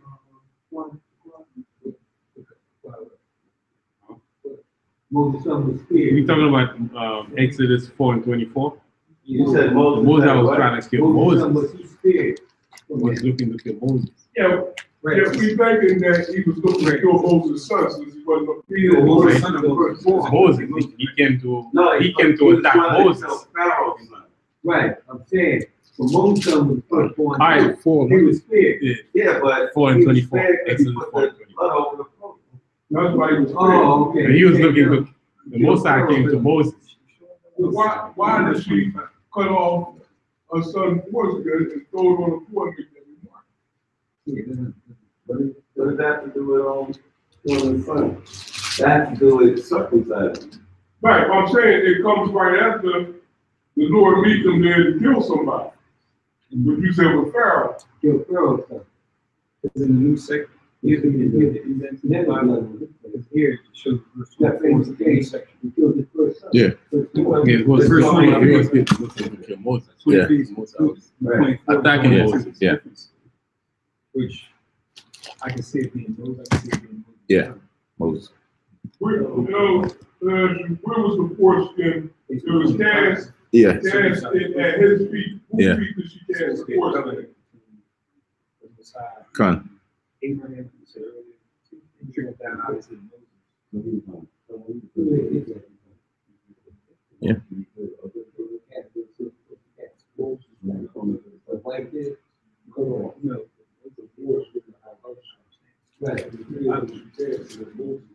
All right. So we will further discuss this after the prayers. Have some topic of discussion afterwards. But let's hear the closing prayers. All right.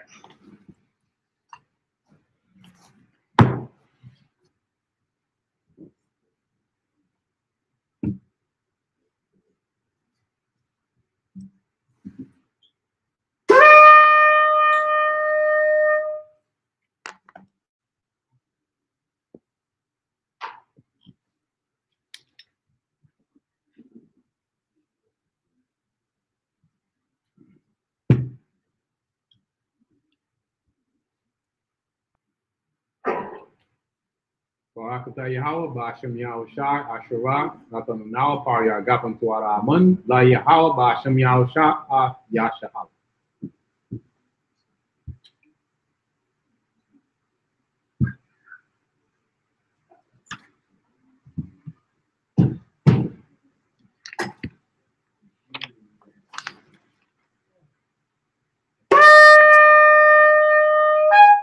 I model upon you, O Jerusalem, stand and face Jerusalem.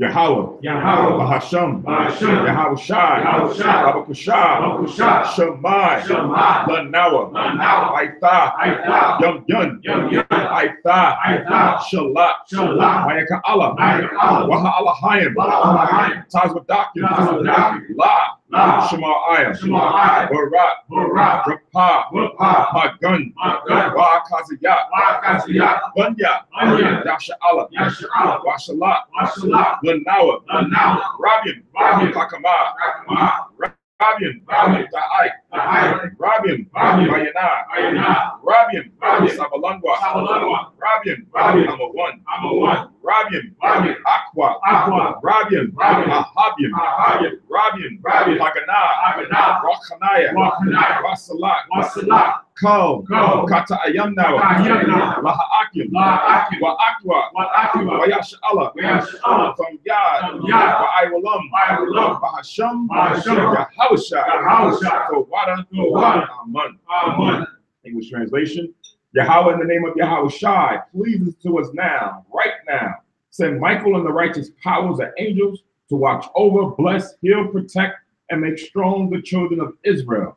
And send to us much wisdom, much knowledge, much understanding, much patience, much faith, much brotherhood, much love, much spiritual protection. And forgive all our sins for the brothers and sisters in Israel, always and forever. In the name of Yahushua, thank you, so be it. Four corners prayer. Yahweh, Yahweh, Bahasham, Bahasham, Yahushua, Yahushua, Barak Noah, Barak Noah, Yahsha'Allah, Yahsha'Allah, Bakia Sapari, Bakia Sapari, Shema, Shema, Yasharallah, Yasharallah, Yahweh, Yahweh,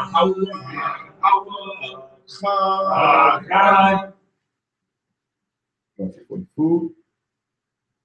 Yahweh, Yahweh, Gadawah, Gadawah, Bahasham, Bahasham, Adawanya, Adawanya, Yahushua, Yahushua, Baba Kashah, Kasha, Barak, Barak, Ma'akol, Ma'akol, Yanawa, Yanawa, Shataiwa, Shataiwa, Yanawa, Yanawa, Yayan, Yayan, Yanawa, Yanawa, Lakum, Lakum, Yanawa, Yanawa, Chakara, Chakara, Sakar, Shakar, Shaw, Shaw, Apasak, Apasak, the water, the water, Bahasham, Bahasham, Yahushua, Yahushua, for water, the water, Amen. Amen. Right? Sisters, be seated. Brothers, circle up. To those on the teleconference line, live stream, again, Ashar Pasak, happy Passover, and also Feast of Unleavened Bread. Most High's will, everybody has an enjoyable upcoming week. Shalom.